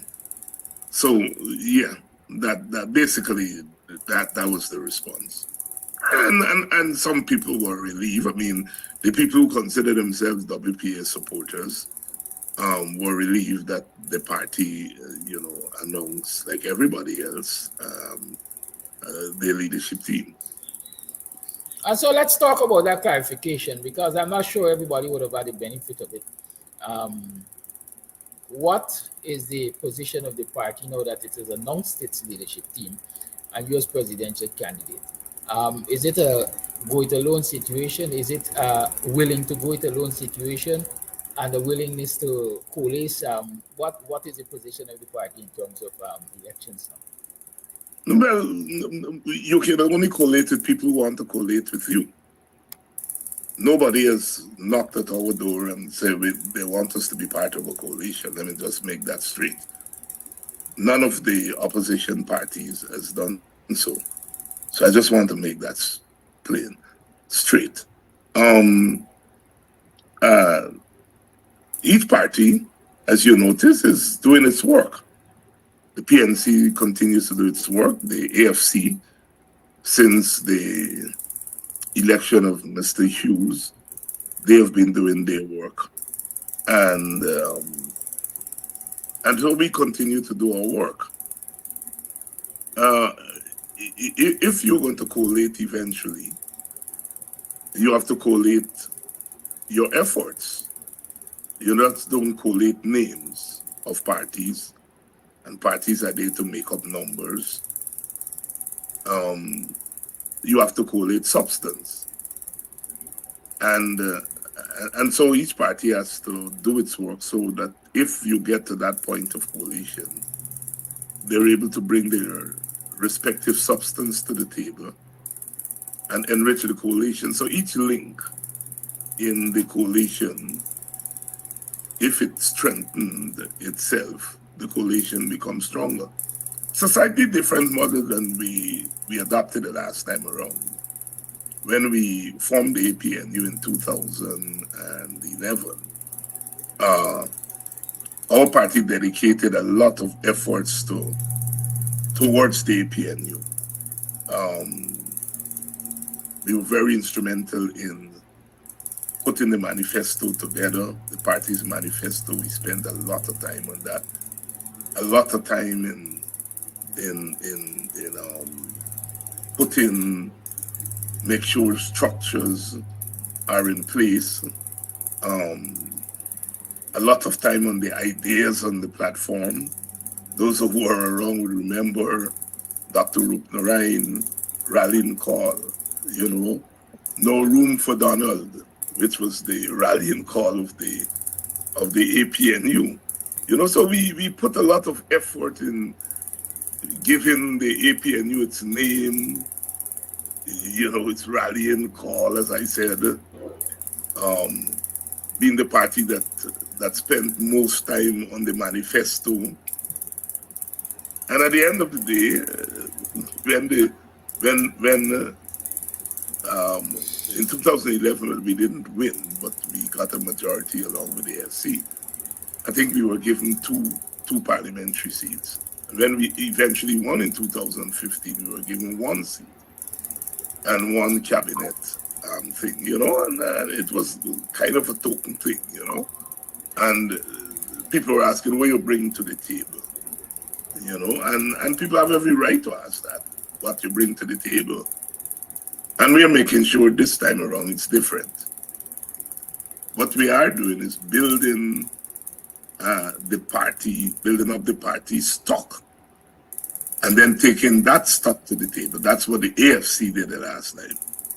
The AFC built up its stocks, right? And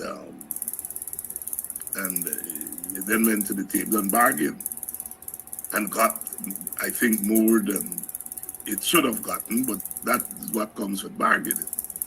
We didn't bargain. We went with a handshake. So no, this time around we are putting the party in order, increasing the party's membership,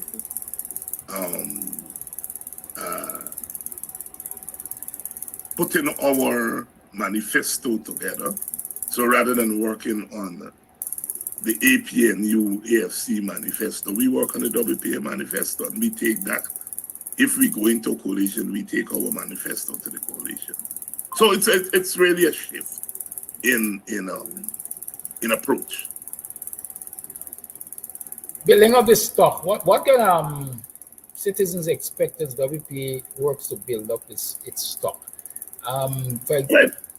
For example, I remember a few weeks ago, one caller to the program said everybody passes Prospect and they go all the way to Ithaca and so on and so forth. And they have not seen, quote unquote, a major political leader visit a community for quite a while. Is there any intention to reach out to such communities?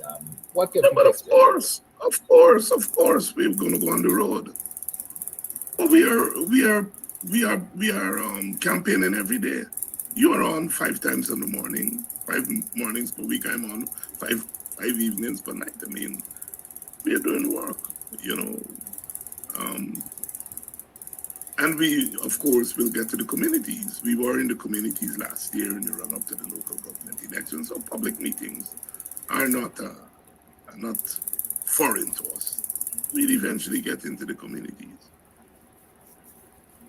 I've had a couple of inquiries about membership.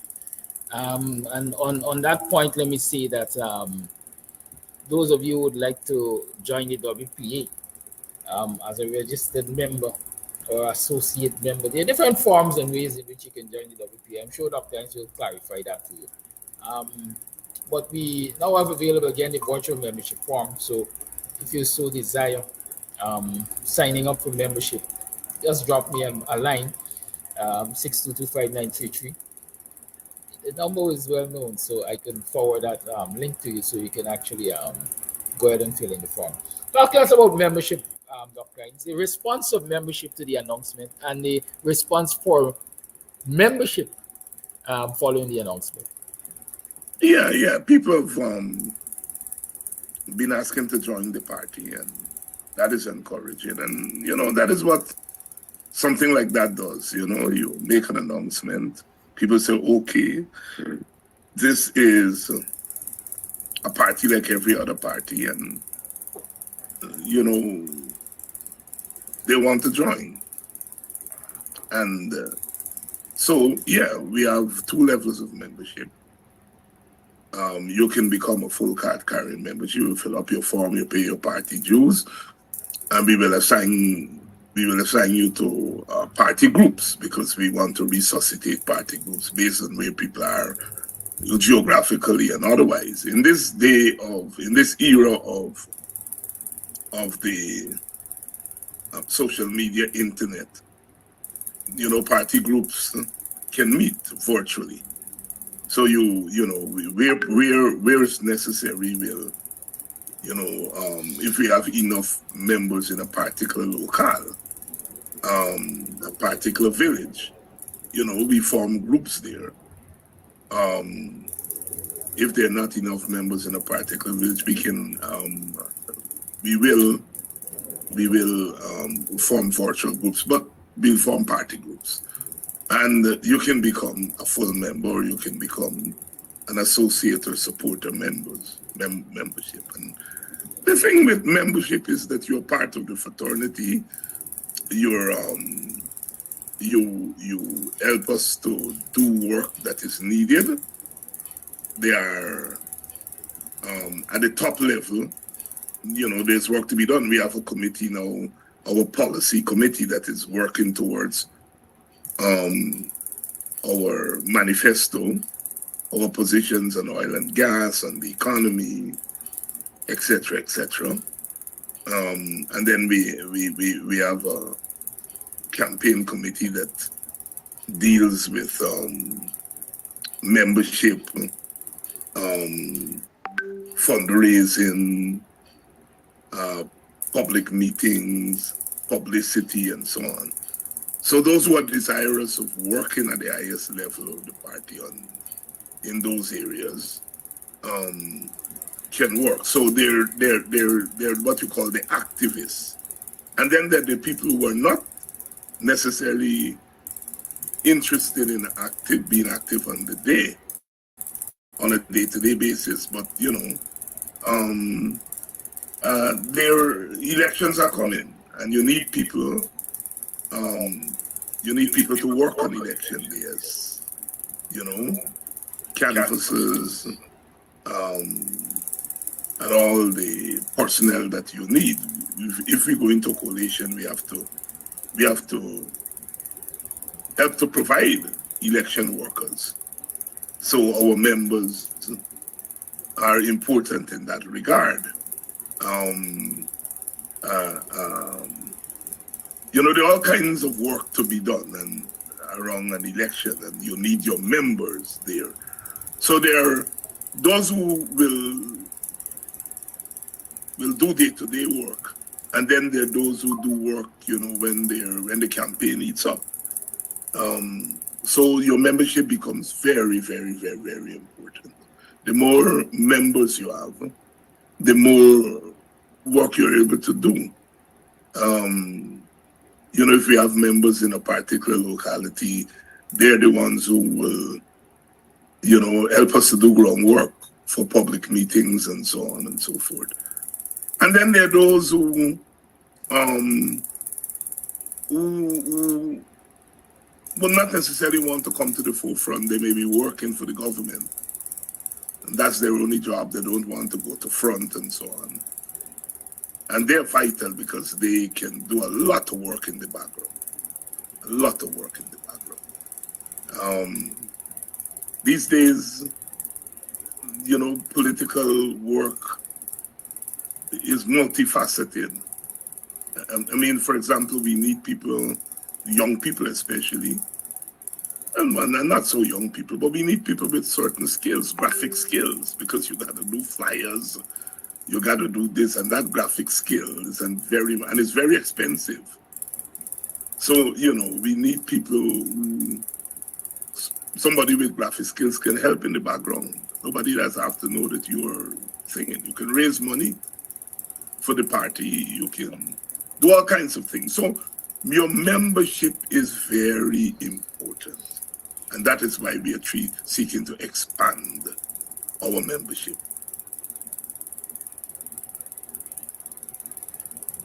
Dr. Suggest to me those people who are overseas in the diaspora who would like to become members of the party, because a part of that announcement is Keith Branch is the overseas secretary. Is that there's a correct terminology? Yeah, diaspora secretary. Yeah.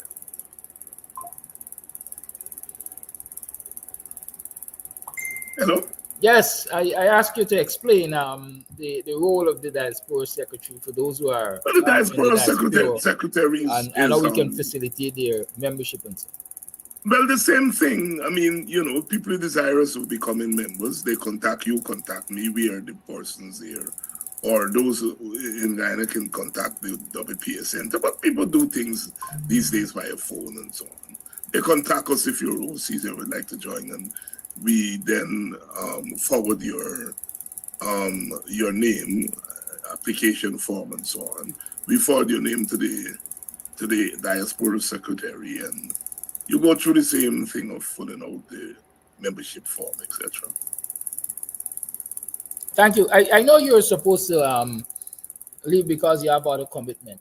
But let me ask you this. And I ask not I ask because I think it's important.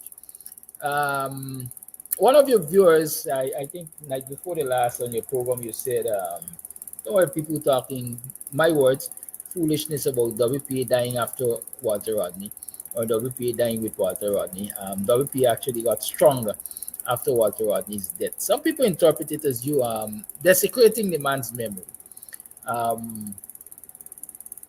Explain as much as you can that position, because I don't think you had enough time on your program when you said it. You're just you were about to close when you say that, and so a lot of people are up in arms. Oh, foolishness that guy's talking, and so on and so forth. So bring some clarity to that statement. A lot of people. How many? About bring 1,000? Bring clarity. 1,000? I really wouldn't want to bring clarity to such people. If you're asking me to reiterate what I said, I would, but I wouldn't want to. People who said I'm desecrating him, they're lazy and stupid who say that. And I say that without reservation. And so I wouldn't want to respond to those people. Dr. Hines, kindly give I would context to the statement. I would reiterate what I said. There is a habit. It happens in any country. People hear something, it's easy, it doesn't require any thought, any research, and you repeat it. You know, you repeat it over time. That happens. So somebody who doesn't like the WPA says, I don't worry, the WPA dead since Walter Rodney died. Never mind, they're talking about something that happened 44 years ago. Or they hear somebody say it and they repeat it. And I've seen very learned people repeat that thing because it's easy to say. It's easy to say. All right? And every party, there's some people who say PNC is not the same since Burnham dead. There's some people who say the PPP changed when Jagan dead. People make those pronouncements. There's some people who said the AFC is dead meat, they're dead. You know, those are normal things you hear.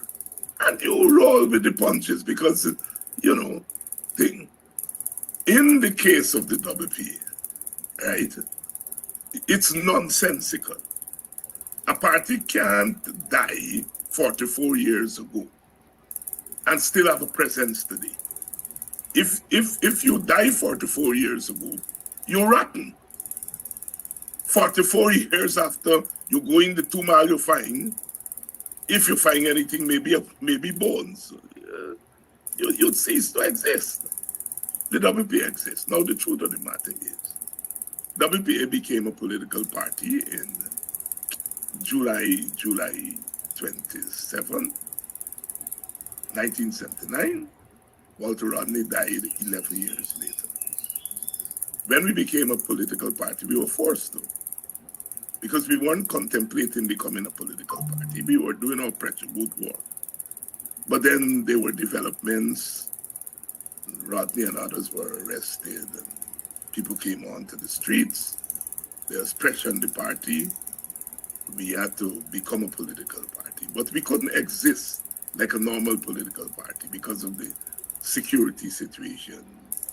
Those who lived in that time were now intense, that security. So we didn't even have party groups and all those kinds of things. What you had was the leadership at the top, because we couldn't organize the same way as you would organize in normal times, right? And so what Rodney emerged as was really the leader of a big movement, with thousands of people on the road. And, Rodney became the leader and so on, and of the movement. And then Rodney was assassinated. And when you assassinate the leader of any movement, that movement suffers. Some people retreated, some people left and went overseas, some people said, I'm not in this anymore.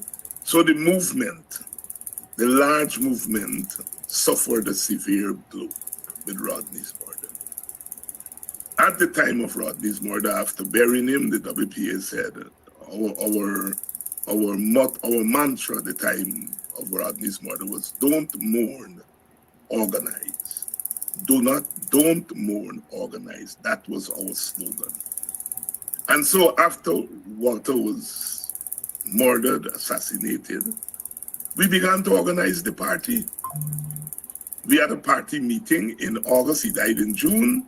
We had a party meeting in August, and we passed the resolution to organize the party. And we started to organize the party then. We started to build party groups around the country, and so on and so forth, and set up party groups. Prior to that, we didn't have party groups, we had cells. The whole revolution, everything, you had cells, not party groups.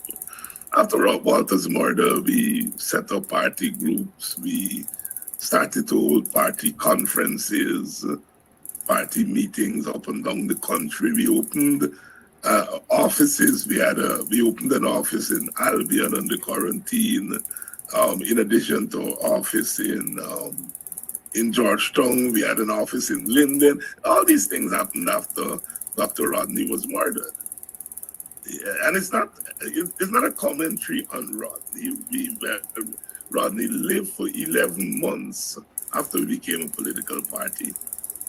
And during that time, we were on the road. We weren't building a party. We were leading a movement on the road. We were on the road all the time. Some of us were in jail, out of jail, on the road. We weren't building a party.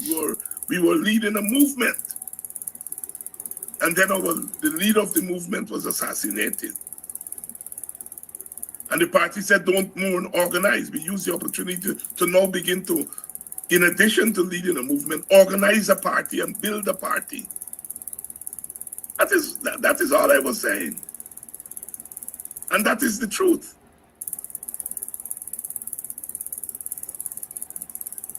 Thank you for that bit of education. I'm sure it's relevant. I'm sure it has brought some light. Yeah, but you don't worry with those things too much, because it happens in the society. People hear things. Look. Yeah, Dr. HINDS, for years, let me interrupt you. For years. Let me make one more point before you come in. For years, you heard, I grew up as a little boy hearing Guyana call for the partition of Guyana. Guyana called for the partition of Guyana. I grew up hearing that.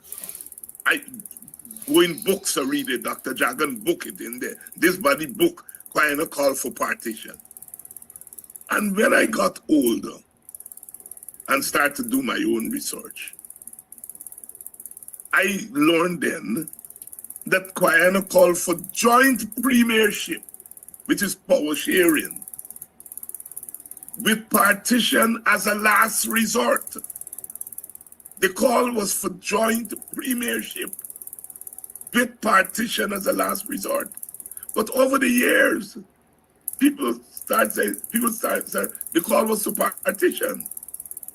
And you know, people repeat, people write it in books. And, you know, with all humility, it was me. And by then I had become an academic who, after almost 2 decades, not 2 decades, 4 decades, for 40 years, who had to educate our nation and said Guyana's call was for joint premiership. In fact, there was only one person who had a copy of the original document, Tom Dalgetty. And I remember getting a copy of the original document from Tom. And Guyana himself didn't have a copy of the original document. I got it from Tom, photocopy it. And so I saw Tom Dalgetty about a week ago, and he was reminding me, he had it in a plastic. This is about the turn of the 2000, about the year 2000 or thereabout. So Tom had that document for 40 odd years, sealed away. And I was able to educate the nation. And so people began to talk about joint premiership rather than things. So I'm saying that some things are easy to repeat. And it happens in all society. Yeah, but that is why your auntie sent you to school, so you could get that kind of information to educate people. And so I get the impression you feel aggravated when I asked you this morning to clarify the statement on the party becoming stronger. No, I wasn't aggravated at you.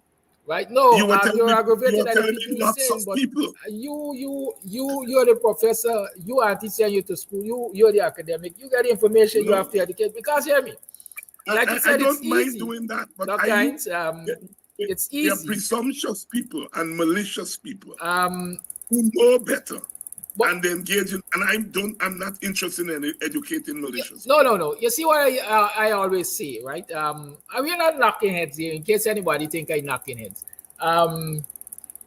We have teachable moments. As an educator, we always say there's no stupid question, because somebody might ask you, somebody considers a stupid question. You get the opportunity to explain for the benefit of others who dare not ask that question, right? And so I see it as teachable moment. You mentioned for a fact that times have changed. It's a different time. We're dealing with a different generation or different generations from Rodney time. Like it says, 44 years ago. 44 years ago, I was barely running around in shorts, right? So even me, that kind of clarification would help. And so when we get these opportunities, I'm happy that we can take them to this current generation especially, share some wisdom with them, share some understanding with them, so they can get on the same level, if I can call it that. They can have context to WPA. And it's important that we do that. I agree with you completely. I am just saying that there are malicious people who have repeated that nonsense and they know better. They know better. They know better. And so I'm not interested in them. I'm not interested in teaching them, because they know already. They're just being malicious. So my aggravation, my song of aggravation is not to you and to those who don't know. It is to those who know and are being malicious. And I needed to get that in, because they're the ones who are into what is called disinformation. I noticed they're telling Jack Jones the master of disinformation. And there are some people like that. They know better. They know better. It makes it more important for us to respond. No, I am not saying that. I'm saying I am not responding to them. I think you're not listening carefully to what I'm saying. I'm not responding to them. I'm responding to those who do not know. Okay, Dr. Hines, I see a comment, and this comment I don't know about, so I have to ask you if you know anything about this. I see somebody asking why after the Walter Rodney inquiry was done, the PPP stopped giving the WPA the money they used to receive.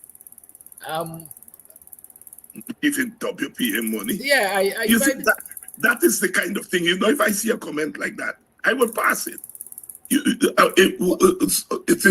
is Gordon Brown who says why the social media is very effective. It's really out there, because people say anything. But that has no basis in fact. And you see, when you repeat something like that, some unsuspecting young person hears it and begins to believe it's true. I will pass something like that. You see, that kinds, and that is why maybe that's why I am the communication person. You the history. No. I do political communication. I do communicate. I did communication. Let me finish. I am saying there are certain things you just don't repeat because it has no basis in truth. Hear me. We have, I am seeing on this one platform, I'm seeing from my screen here, 800 plus persons watching this program. Yeah. Right. One person suggests on this program, in the eyes of 700 plus persons, right, that WPA used to receive money from the PPP. And after the inquiry, that money stopped. Unless we clarify that, there's 700 plus persons who go away with the impression that there's a possibility, there's a truism. And so it's necessary, absolutely necessary, that we clarify that. Was WPA ever receiving money from the PPP? Can I come to that? Go right ahead. You're repeating it. What 700 plus persons have already seen. Yes. Yeah, you're saying that 700 people are on the live, right? And they see it, right? You repeating it, my repeating it. We are now put it in the domain of hundreds of thousands of people. It's already there. My point is that it is already there. I know, but what I'm saying, I do not want to highlight something. It has absolutely no base. It is ridiculous. And we should not give credence to ridiculousness. Thank you, Doctor. I really, it is ridiculous.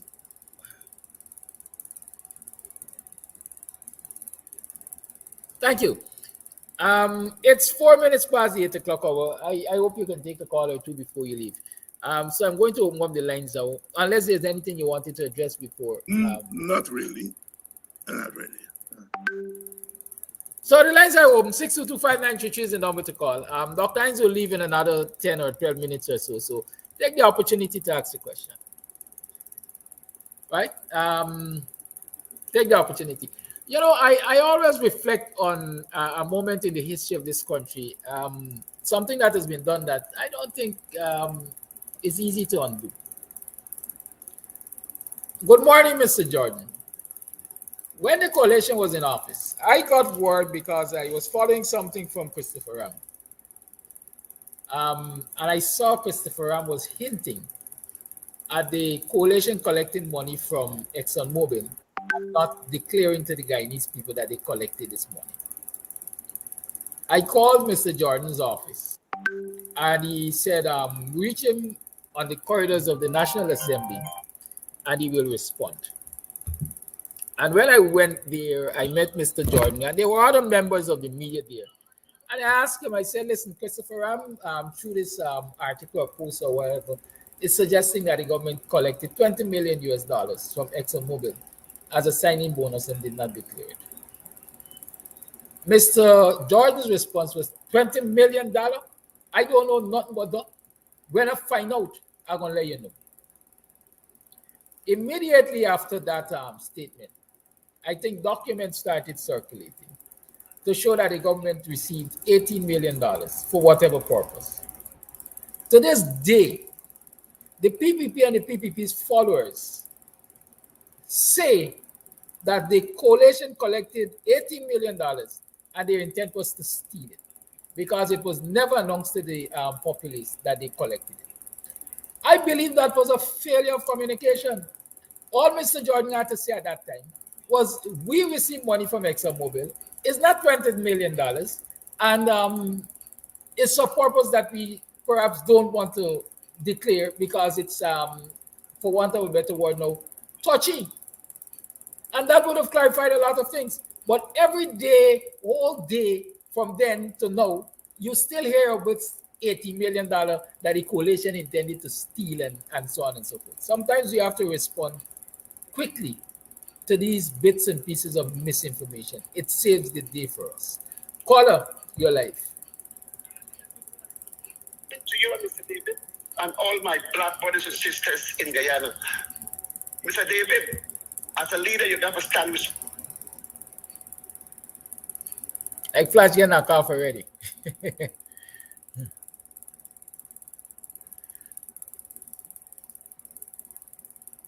All right, Flash, I guess you got to try again. They didn't want you to talk this morning. They didn't want you to talk as usual. So I see a voice note. Let's play the voice note in the meantime.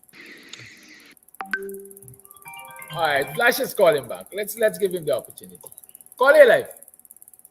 Let me represent my party with $80 million. Is one of the, I answered alleged, is one of the AFC MP them pinch Jack Joe and tell him that nonsense. But Jack Joe love money so much, he make a big ball. But the oil company tell the coalition, say, hey, he talking about that. We give them $10 million. Nobody did not know about that $10 million. And when the oil company tell them what they must do with the money, they say, hey, don't tell me what to do with this money. This money belongs to us now. PNC must come out and challenge this $80 million. And he never come out and tell the people that supported them that when he get in office, he see where the $80 million was and what the $80 million doing up to today. Save the same place so they could enjoy the oil money. Move on. Mr. David, I love you, tough love. From a little boy listening to you as a young, strong politician. You have all right to correct if that is a nonsense or if it's true, say yes. But the PPP bringing lawyers to cause problem between PNC and WPA so they could stay in office and when they get their two black men fighting, that's all they do to bring up that story about Walter Rodney. Now I'm going to deal with that story with Walter Rodney before we go. Sherry Jagan glad when Walter Rodney did. Because when Bonham stopped Jamaica to crucify Walter Rodney, he said, no, send him back to my country. David Ice is right, they could answer me yes or no. And when Walter Rodney reached to Guyana, there was two cars waiting for him, one for PNC and one for WP, one for PPP. And he refused, said, no, I am going off my own.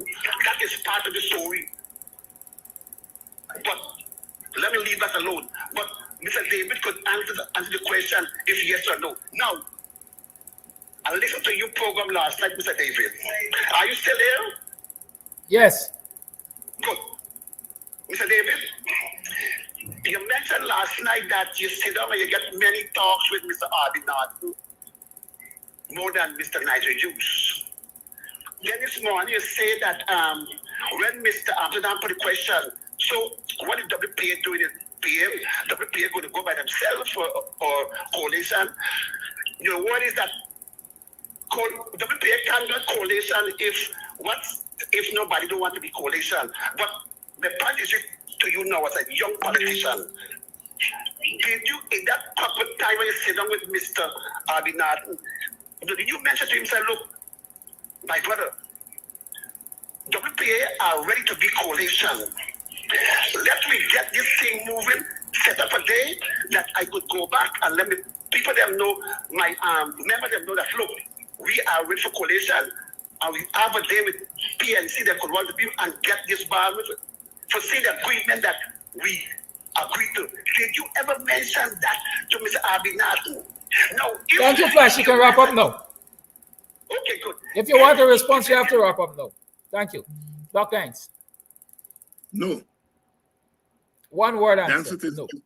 answer to the question is no. The answer to the question is no. Good. All right, so it's 11 minutes past the 8 o'clock hour, Dr. Hines. You can make your closing remarks because I know you will exit soon. Well, I really don't have any closing remarks. No, I really don't have any closing remarks. I just want to say that the sign-in bonus thing, as it turned out, the government did not want to go public with it for reasons that they can explain. Our party felt that they should have gone public with it. We met with Minister Trotman, Raphael Trotman, and we suggested that to him. We impressed upon it the importance of going public with that information. I don't think we made a lot of headway because they didn't go public, and the rest is history, you know. But you can't equate that with somebody stupidly saying the PPP was giving WPA money. They're two different issues, you know. Somebody. This wasn't somebody off the streets saying, you know, the government got a sign-in bonus. This came from very reliable sources, and you know, the government had to respond or not respond. You know, it's two completely different situations. My view is that there are certain things I see ridiculous comments every night, every day, like you do, and I choose what to highlight and what to highlight. What I know is ridiculous, I just leave it there. You know, there are certain things for me, you just don't. You just don't indulge people in nonsense. And I'm sorry, I'm in that mood this morning. You know. Share with us before you leave which program you're going to, and can viewers tune in? It's on Antigua. I think it's they call it morning time or something. Maybe if you send me a link, we can maybe join the broadcast. So yeah, I'll try to. So thank you. Yes, I'm going on that program to talk about Antiguan politics. There's a lot of crime in Antigua, and the Prime Minister made an address to the nation last night, and so we're going to discuss that, and also some stuff in Guyana and America. You know, sometimes it's good. Guyana sometimes bog you down because our situation is so bad. So it's good relief to get to talk about politics in other Caribbean countries and in America and so on. So, you know, it's all part of the work. Thank you. Thank you again for your sacrifice. I have Vincent Jordan on the line. Mr. Jordan, something you want to tell us? I heard what you said, and for the most part, it's accurate. And I have nothing but take the opportunity to explain, because everything obviously it's context, and also a lot of background is not known, and essentially for top security and sovereignty reasons at the particular time should not have been known. Okay? Now what is the reality of the situation? The reality, of course, is that when we came in 2015, the cozy relationship that the PPP government had with the Venezuelan government immediately came to an end. And I say cozy relationship because the PPP was able, under the Chavez Venezuelan government, to get all kinds of concessions that benefited in the main their supporters. The biggest concession they got was the rice deal that was out of kilt with world market prices and so on. Okay? And we don't know what was promised or given. In fact, the only only thing in the public domain is some sliver of channel or something going out to the ocean or something. Okay, that's the most we got in the public domain. So that when the government came in 2015, Mr. Maduro decided not only to end the rice deal, but to ratchet up the issues to do with the border. Okay? In fact, he brought out 2 proclamations effectively annexing large swaths of our water territory. And everybody knows water territory is contingent on land territory. Okay? All of that by way of background information. So we had to move with haste. And our only move was diplomatic. So when we went to the UN and talked to everybody, different story and so on, and engaged the UN Secretary General in very delicate negotiations, parallel to that was officers of the coalition government approaching Exxon, not for a signing bonus. I make it absolutely clear, and Greenwich made this very clear in an interview with Kaitour Radio 2 years back or something like that. Absolutely clear that Guyana did not approach Exxon for a signing bonus. What Guyana approached Exxon for was for financing to deal with the border issue with Venezuela. And what happened, apparently I wasn't part of those discussions, maybe you should get with it to come again, or I can send you the tape with Greenwich and the Kaitour News interview in which this matter was dealt with in full. How they came up with 18 million, apparently, is because the PPP got 10 million via CGX to deal with the issue with Suriname and Guyana on the border. They got 10 million, and that was years back. So it was felt that 15 million would be an appropriate figure to deal with the border issues with Venezuela. And then another 3 million was added for training in oil and gas. So that's 18 million. My understanding, because all this is based on what was reported to the cabinet, was that Exxon said they could not hand over cash to any government. And a way has to be found for that cash to be exchanged. Hence, they came up with signing bonus.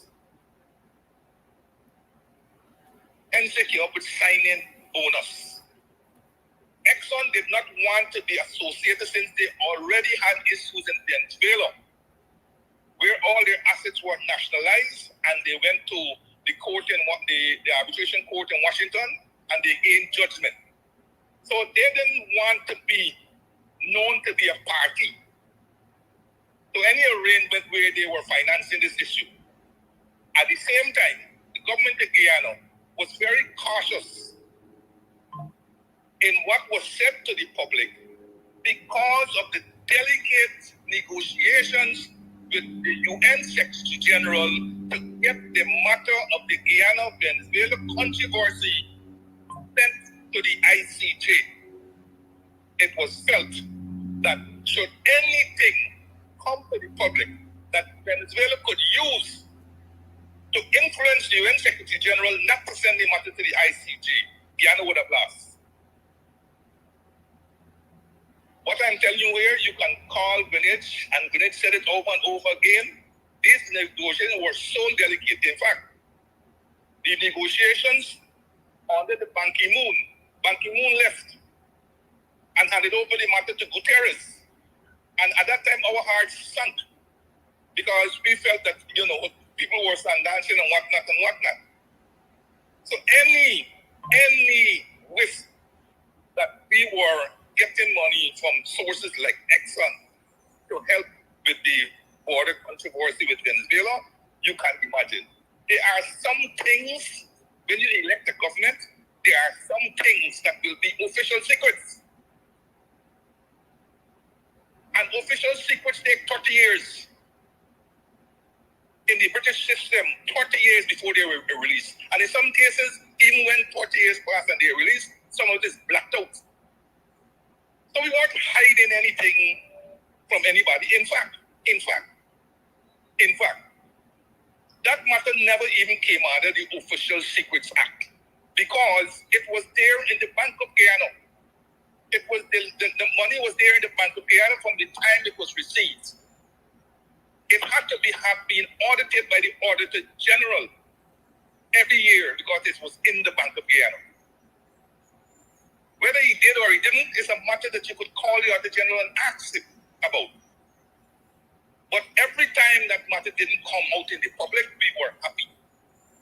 So imagine you asking me, under those circumstances that you did not know, whether we received 20 million or something. You gave me an escape hatch. You gave me an escape hatch. You asked me whether Ramsey and we received 20 million. I said I don't know anything about that. You're telling me if you ask me that in court, whether I received 20 million, should I say no, I received 18? Not at all. You gave me a way out in the context of what Cabinet had put us all to silence about, and hope that this matter doesn't reach the public domain before the UN Secretary General made a decision. You gave us a way out. No, we did not receive $20 million. What is wrong with the answer? With that answer, we did not receive $20 million. And the other thing I see Marano Brown or whatever she name making a big issue about, I say is a gift. Let me tell you, there are two kinds of funds. There are loan funds and there are grant funds. Grant funds are gifts. The money we received from Exxon Mobile was not a loan. It was a gift. To the government and people of Guyana. Yes. All right. So what they're making a big noise about, oh, he said it was a gift. He said it was a gift and so on. Of course I said it's a gift. I'm an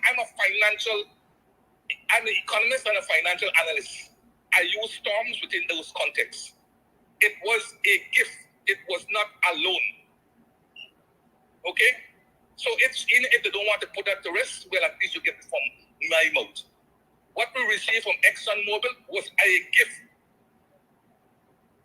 of $18 million, 15 of which was to assist in the negotiation process. The entire $18 million from the time it was received was always in the Bank of Guyana. I can give you dates, I can give you the receipt numbers, I can give you everything. They can make how much mileage you want about it. It might be politically this and that, but I'm saying to you, the end justified the means. We ultimately got the UN Secretary General to send the matter to the ICJ.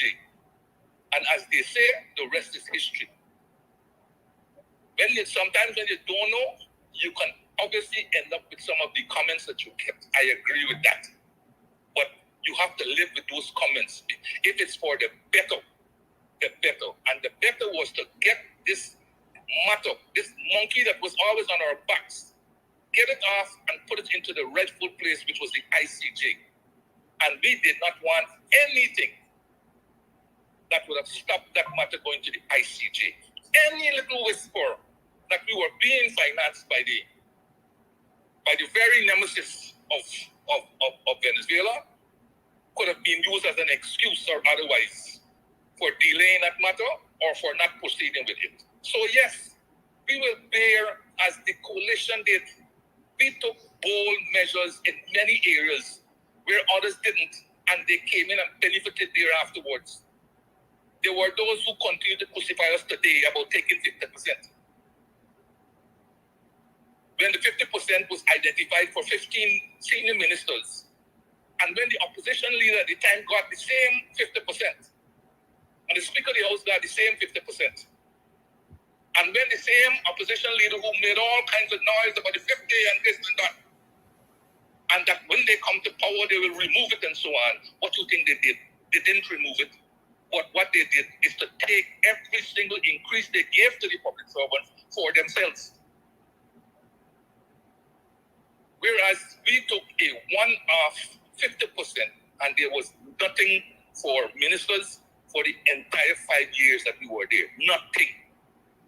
When the government came in August 22nd, from the time they gave an increase in public servants, they took that increase.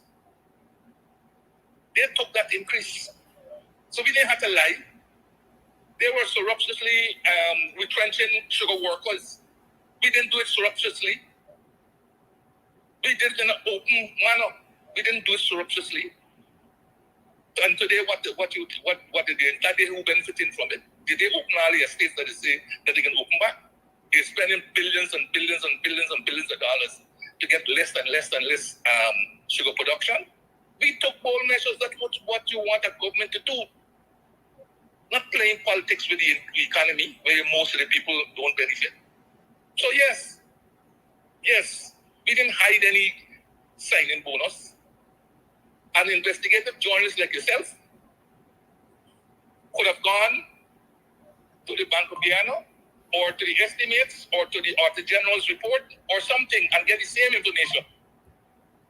It was not hidden in any accounts. It was there in Bank of Guyana from the day we received the bonus. We did not, we were hoping and praying.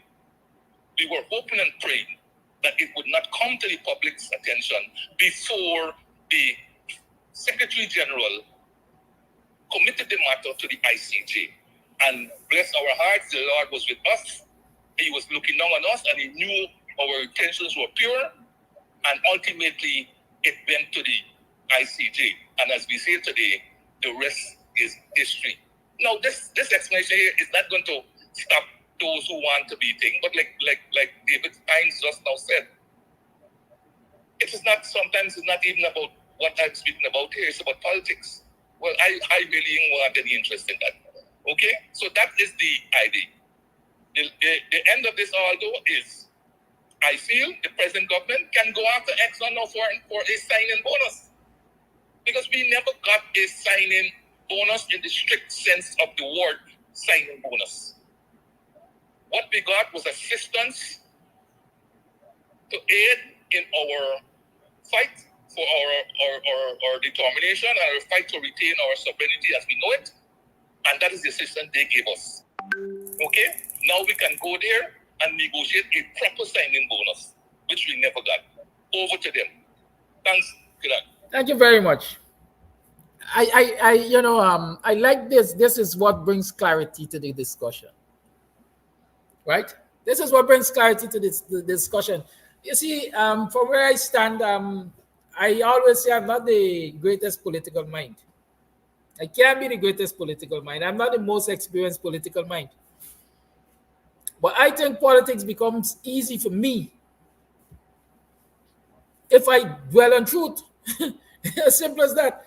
And that is what I try to do day in, day out. Put the facts out there. They say the truth. What they say, the truth doesn't need legs. Is that what they say? So explanations like these to people who really want to know the truth and understand the context is important. The PPPs and their supporters will continue to say the coalition attempted to steal $80 million signing bonus. But people are not gullible. Will refer to this explanation and say, why are you all saying that? This is what we know about it. Right? And so, as an educator, I will repeat, I don't ever think that there is a stupid question, especially in the world of politics. There are little things which you must respond to, regardless of how outrageous you think they are, you must respond to them because they will take a life of their own. They will take a life of their own. And they're going to blossom into something big, which makes it more difficult for you to explain away because you allow it to go in the first place. Right? A statement like PPP was giving WPA money, yeah, I know from the time I heard it, it sounds like bull. It sounds like bull. But many people say silence is consent. And so when you don't respond to that, people leave believing, some people might say in two minds, is this possible? Was it happening or not happening? You got to say it there and then, right away. There's nonsense, they're talking, it never happened. It's as simple as that. It doesn't cost us an ounce of blood, but it can cost us a lot of energies if we allow that to sit there and not address it. Call it life. Yeah, good morning, Kadaki. 2 points. Now this thing with this signing bonus and whatever. You see, people look at small things. They don't look at the great picture. Since 1999, the PPP hierarchy from Janet to all of them at the top of the PPP knew that Exxon Mobile or whosoever has ESO exploration found oil in Guyana. Look how many elections were being called after, and the PPP never ever announced to the country or to the world that Guyana was one of the latest oil finds. 2014, Ramadan was on the boat out there signing paper. They went on election in 2015 and they said nothing.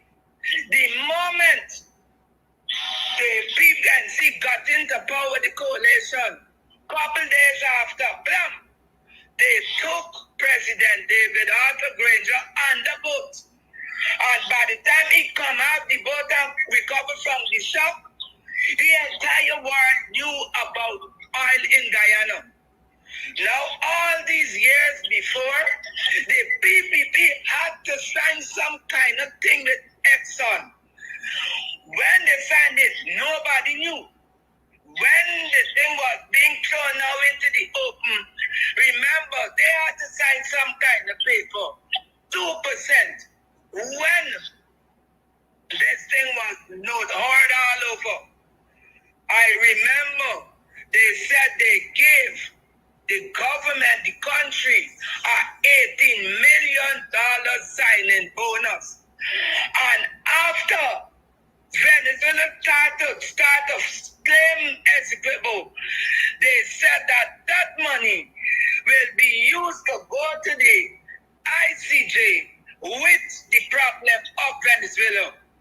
You know, when you want to, you must know what to talk. And Guyanese people, mainly Africans, must get sense. Don't let them make coffee and atom, Damon, and all them boys who come from way back when must get so that they add more gray matter, must know more things in the brains to do what they do. Excuse me. Now when it comes to the coalition, who's ever going to be the coalition? The last coalition, AFC got the having meet. And look what they did. They had people in there with no Sharon Das, Granger own son-in-law turned against him, plus others turned against Granger. And I feel going into this coalition, there will be a coalition. The coalition, everybody must get equal things in the coalition. Now the thing was, the moonshine talking about the geriatrics of WPA. Y'all don't take press. The geriatrics of the WPA are all fathers. You got children, Kedaki. Dr. Hines got children. All the geriatrics got children. So, you know the song? I can't remember it often.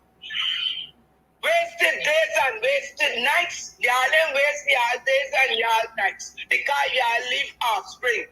He calling people geriatric, and he was a young man, didn't know what to do with the wife. The other one were running around, rumors swirling on the paternity. The other one thief the country money, and them not pick me yet because dead sperms. So, Rodney. don't turn this program into a cuss out program. I ain't got the interest. No, not cuss out. But I got to talk for y'all. So don't let them get confused. Right now, they want to cause a lot of enmity, the moonshine, within the ranks. So by the time the election, they done set the fuse and nobody wouldn't come together. We as the coalition got to look for a proper voters list with biometrics. We got to look at things that the last election did not go to the rules of GCOM. GCOM, when we went into the election was supposed to be decided on counting of the ballots at the poll station. The ballots counting at the poll station was disregarded by the acting chief judge who decided to use the recount and show where the statement of poll and use the results of the recount. They didn't even use the credit and valid recounts of the coalition that was signed for to use your own thing. And I want, when we get into power as a massive coalition, we take the Chief Justice to court for complete destruction of a country. Be charged of high treason, because when the matter went to the CCJ said, however, the recount was good to reveal what happened in the election. It is, however, cannot be used to give the verdict for president. And she used the worst part of that thing, the recount, to put in the PPP. So she should be charged with treason. I want to wrap up. All right. So that's it. So don't let the PPP come now to try to light war and enmity within a strong coalition that will see the backs of the PPP. Bye-bye. Thank you for your call. Well, they say the views expressed by this caller are the caller's views and not those of the host. Voice note. Good morning, Kadaki. Good morning, viewers. I'm sorry Dr. Hen has to go, or have to go, because I want to ask him a question. Sorry. About reverting back to the pre-64 Constitution, where there can be a coalition after the election, not before that, like in Israel, some other country. Because I remember vividly, after the coalition won the election, there were talks about who brought more seats, who got more votes. But with a coalition after the election, you can know exactly who get more votes because you know who would vote for who.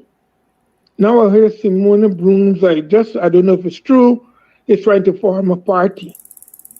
So now if she form a party and a party get 10,000 votes, that is like 2 seats, I think. So I think we need to go back to this place, to the pre-64 Constitution or pre-80 Constitution, where after the election, then you can collate and get your votes. Like a week or two after, the people with the most votes come together and form the government. Not as it is now, that the party with the most vote, or with the party with the most vote or most seats, they formed the government. Like what happened to Ramatar. Although he lose the election, yes, he was able to hold on the executive. I think that is wrong. In a country like this in the 21st century, I don't think we should be going to that. Allowing a party who lose can still be the executive. Just my thought. Have a good day. Thank you for that voice note. Call your life.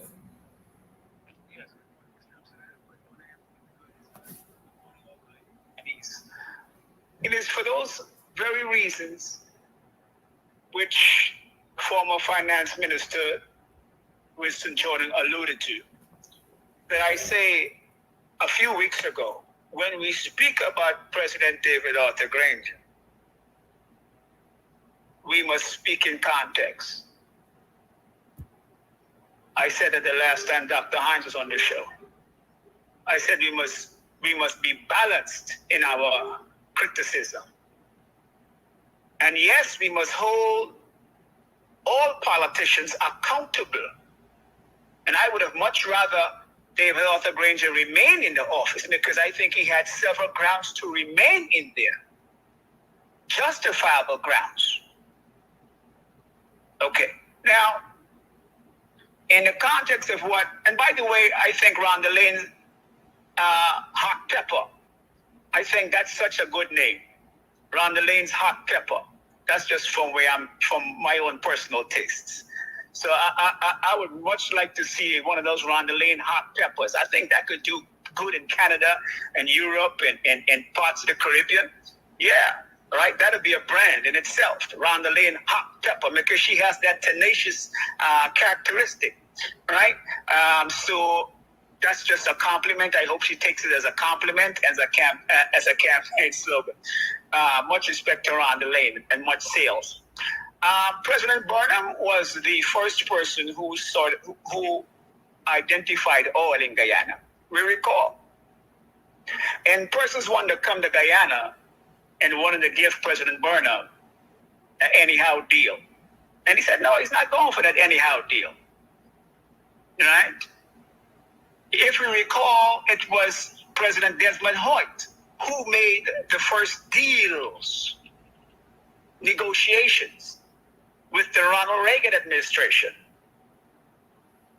And then the PPP came in and began to benefit from those deals. All the banking systems that were open, when we see MoneyGram and Western Union and KFC and all these things are coming to Guyana, how do we believe they are coming to Guyana? And that's a feather in the hat of the PNC.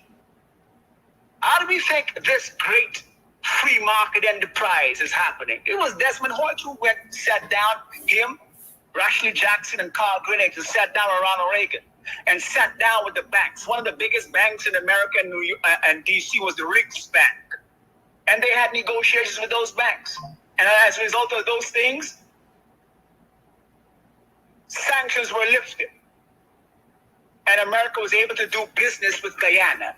And hence, Jagan came in and he benefited all from that. Jagan didn't do the work. Jagan was communist when Desmond Hoyt was going over there. Chetty Jagan and the PPP were staunch communists when Desmond Hoyt, President Desmond Hoyt, made that deal. So that's much of what we are benefiting today under the State Department and foreign aid, U.S. aid, under the U.S. aid agency. The floodgates opened up. And if you go on Google and we Google the things that the State Department under U.S. aid allowed, they allowed weapons to be sold, medication, finances, aid, agriculture, all those things. Jagan could not have achieved that as a communist. When President Desmond Hoyt met with Ronald Reagan, Jagan was still a staunch communist. So when they talk about Jagan being the father of the nation, how is it possible in this modern day? Right? So when we want to give credit, we got to know exactly who did what. And when they talk about Burnham and this, well, who bring all this back? Who bring all the things in the free market enterprise back to Guyana? They don't want to talk about that. So when they open their mouth to talk about Burnham and Flower, well, who the one that open up and allow MoneyGram to come to America, to Guyana? And all of these banks that are in Guyana, who allowed them to come? And all this aid. Right? So as much as the PPP are now benefiting off of the legacy of President Burnham, right? Benefiting. All that Jack Doe is doing and sitting up comfortable is getting from the PNC. So it says a lot about a lot of the things that President David Arthur Granger did that can't really be talked about. quickly about two good points. The WPA and Dr. Hines, part of the coalition, and coming Aubrey Norton. Dr. Hines is talking about $5,000 US dollars for every family. And incumbent Aubrey Norton is talking about $5 billion in soft loans for small businesses. And incumbent Aubrey Norton is talking about a 50-50 program. How many of us heard about the 50-50 program? 50,000 jobs for the youth and $50,000 every month. That's money.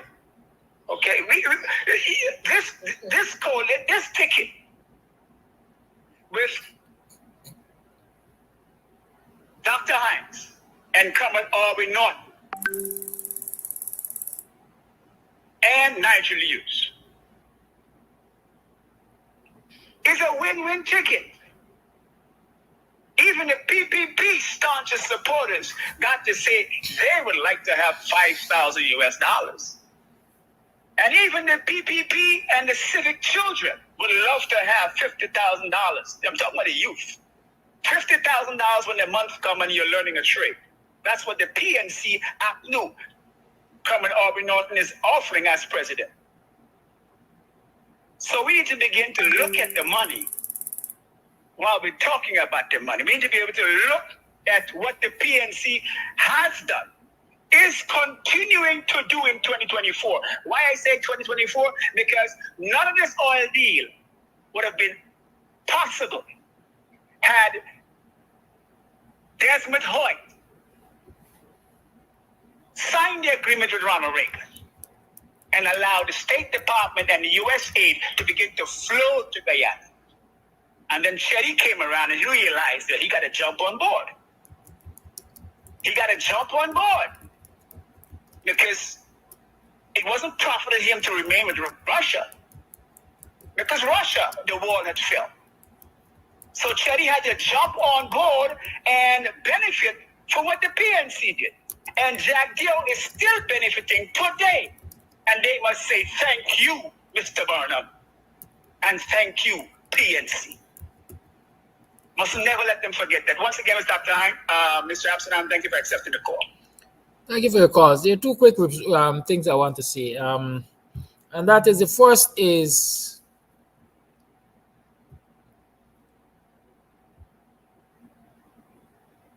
going back to the 64 Constitution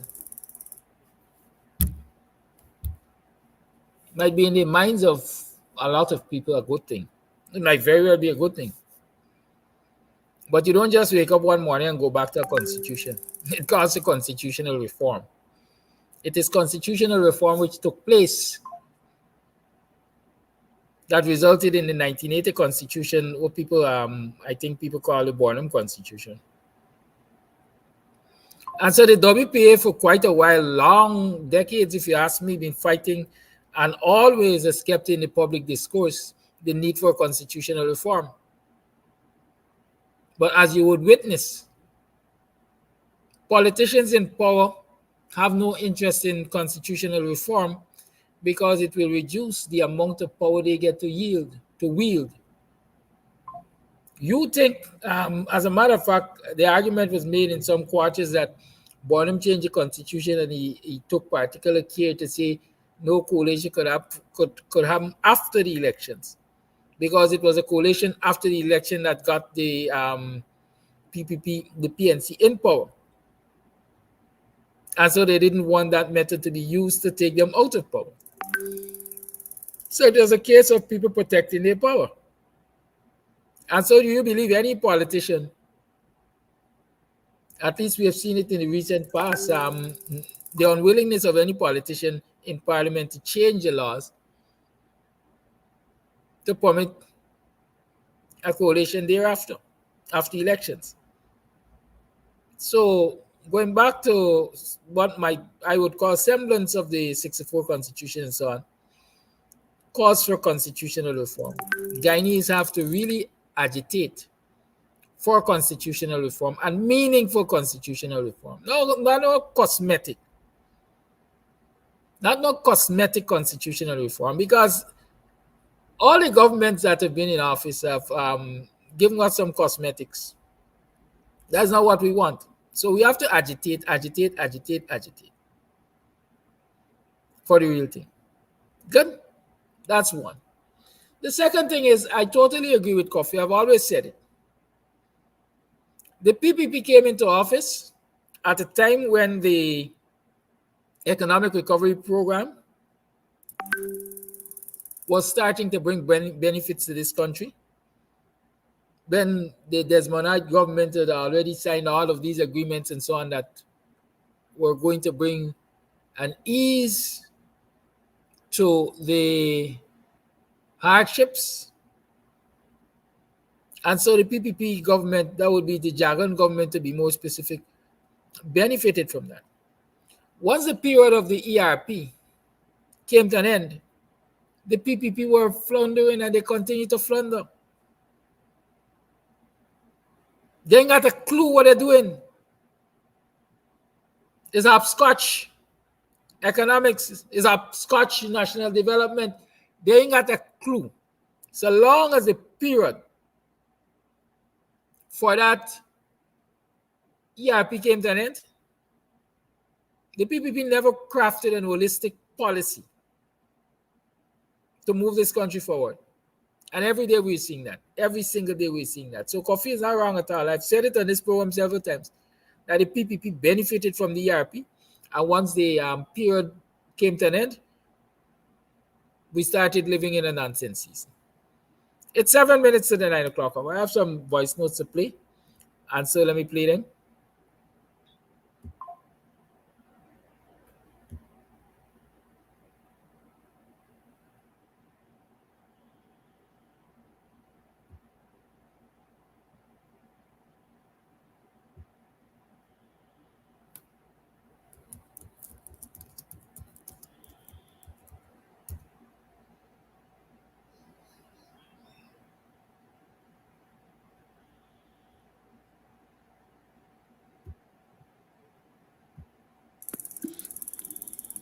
Hi, Stevie. Good morning.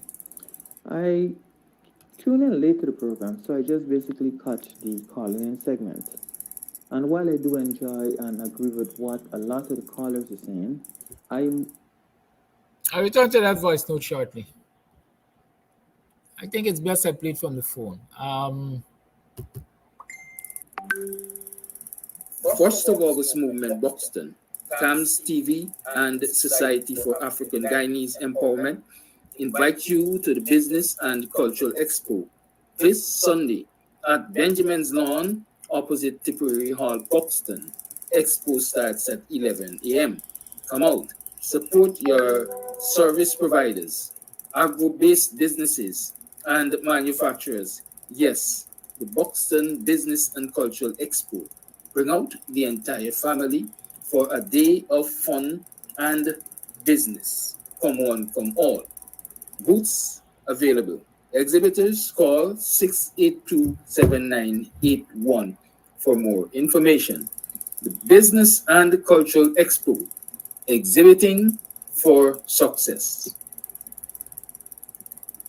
Region 4, the Guyana Public Service Cooperative Credit Union will be hosting its annual general meeting for the period 2021 to 2022 on Sunday, the 25th of August, 2024, for members of Region Number 4. The meeting will be convened at the Critchlow Labor College, Wolford Avenue at 10 hours. Members are encouraged to pre-register at bit.ly/GPSCCU AGM 2024 for further instructions on how to take part in the meeting and to vote for a committee of management. The meeting will take place both online and in person at various locations across the country. Full participation of members is encouraged. Let us move your credit union forward. The Guyana Public Service Cooperative Credit Union. People helping people.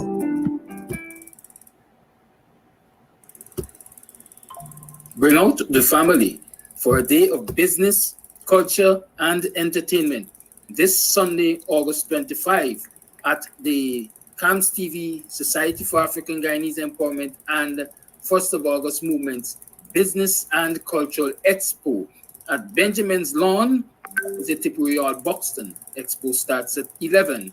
Bring out your family. Support services, agro businesses, manufacturing. Yes, booths available. Call 682-7981 for information. Expo starts at 11. Come out. Support the businesses. Exhibiting for success. Good morning, Mr. Amsterdam. Good morning, Mr. Hines. Thank you guys for all what you are doing to highlight what is going on in the country. The PPP supporters should not mention how much money the coalition get from oil resources. What they should ask, how much money Exxon is giving to the PPP, Ali, Jack, Vio, and the rest. That is what they should ask about. Where the resources going, it's not meeting the people. So that is what the PPP supporters should be asking. And next thing, I only hope Guyanese are looking the Democrat convention. They should take a page from the Democrats. They pick the nominee and they are supporting her, Kamala Harris, for president. Only hope the coalition, the parliament, MPs can take a page from the Democrat convention and try to do it in a way that they can support Mr. Norton, because I don't understand why this one want to join their own party, that one want to do that. It's not going to work. They pick the nominee and they must support that nominee. That is the only way I see they can win this next election. So Guyanese, you guys got to come together, support the person that you choose or the president candidate. That's my take for today. Bye. Thank you for your voice note.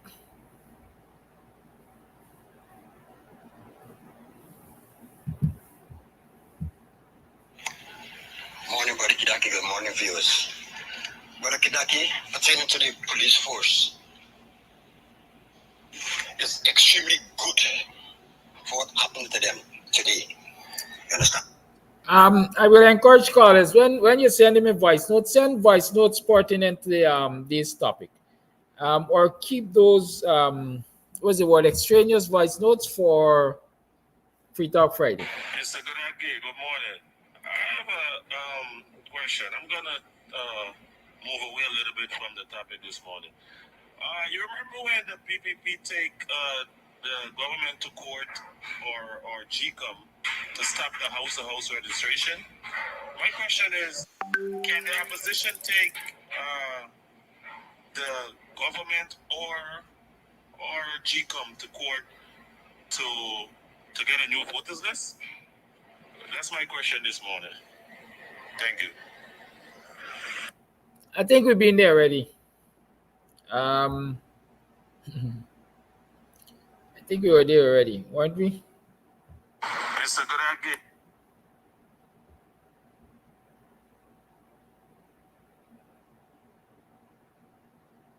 I think we can go to court on anything we want to, but I think that matter was taken to court before, and perhaps went all the way to the CCJ.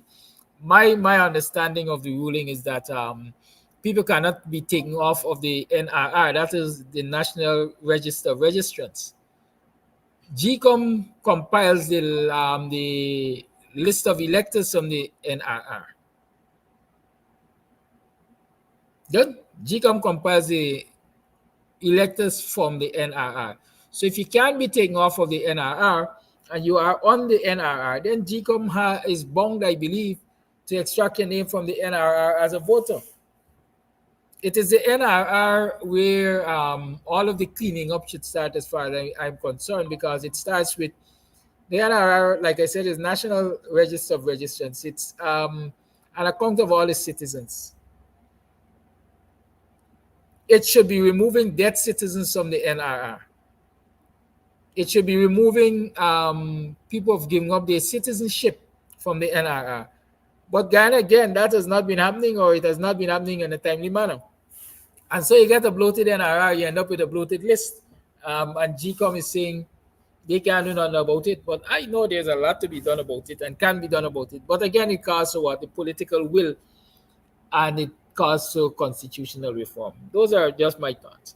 And like I'm saying, if we want constitutional reform, we just got to agitate and agitate and agitate to get it.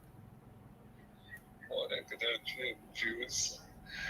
By the way, it's not only the four entities no more. It's Jesus and the 12 disciples. We call it really at the people conference, the radio conference, talking about integrity, who got political thing, or who fooling who. I can't believe he got the humility to talk with these things.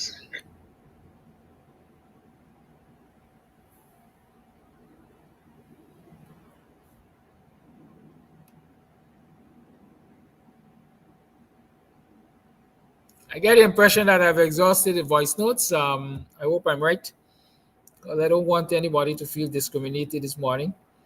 No, I think I see a voice note that wasn't played. Let me see if I'm right. Particularly want to commend former Finance Minister, Minister Jordan, on his contribution in alleviating people of their ignorance on the signing bonus. Hi, Stevie. Good morning. So I just basically catch the calling segment. And while I do enjoy and agree with what a lot of the callers are saying, I particularly want to commend his former Finance Minister, Minister Jordan, on his contribution in alleviating people of their ignorance on the signing bonus. Because in my opinion, I thought I knew that, well, based on what was circulating at the time, that it was being used to fight the Ghana and Venezuela controversy. So I knew it was going to pay the lawyers, attorneys, and everybody. But the PP supporters, they were hell-bent on claiming that the coalition was trying to steal the money and all this kind of stuff. And this is simply because their leader was fueling that kind of information. The opposition, on the other hand, no opposition, did a lousy job at coming out and clearing up the facts. Coming out, they did a lousy job at defending the $80 million, which was used for, and trying to dismiss a lot of stuff. On to this day, and the former president have not even come out and tell the public what really went on. And that by itself, it's unforgivable. Right? And the next thing I want to look at, I think this is not the topic, but I've been reading over the papers whereby, a guy Suko, a lot of money being invested, how much billions of dollars invested in Gaisuko. I check in all the supermarkets. I cannot get proper sugar to buy. Look at the color of the sugar, and this is the kind of money that we invested in. I browsed in the net, I saw the PNC webpage, they highlighted, some of the cracks in the road and stuff. And when you read the comment, the supporters be talking that, they should go, and check the standby coffee section, with the current government abandoned. And, all the opposition is doing is pointing out flaws and this kind of stuff. These people fail to realize that it is public servants' money. It is the public money that is being used to build stuff. And it makes no sense you're spending billions of dollars to build road, and this is the quality of road, and these people just seeing this thing through the racist lens, the racist and political lens. How long are we going to keep building roads, substandard roads all the time? And when you talk about it, use opposition. Oh, you don't like progress. And how long are we going to do this? When the next government go into power now, what are they going to be doing? Continuing of building roads because the previous government didn't do it properly. What is really going on in this country? When are the poor class is not able to catch a break? We get some roads so narrow, If you coming down the road and another vehicle decide they coming down too, somebody got to back right up to this. Hey, but these things is just irritating, boy. These things irritating, and to top it off, the PP supporters see nothing wrong with what is taking place in this country. Because, you know what I mean, as far as they're concerned, I be in power. Thank you for that voice note. And that's a good suggestion. Somebody should go to court and question the NIR.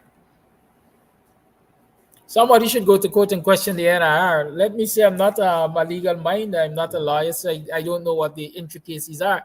Well, it sounds like a reasonable suggestion to me. Right? Challenge the accuracy of the NIR, and let's see what the court says about that. It is now 7 minutes past 9 o'clock. Are you tuned to the Guyanese Morning Time? It's time for me to go.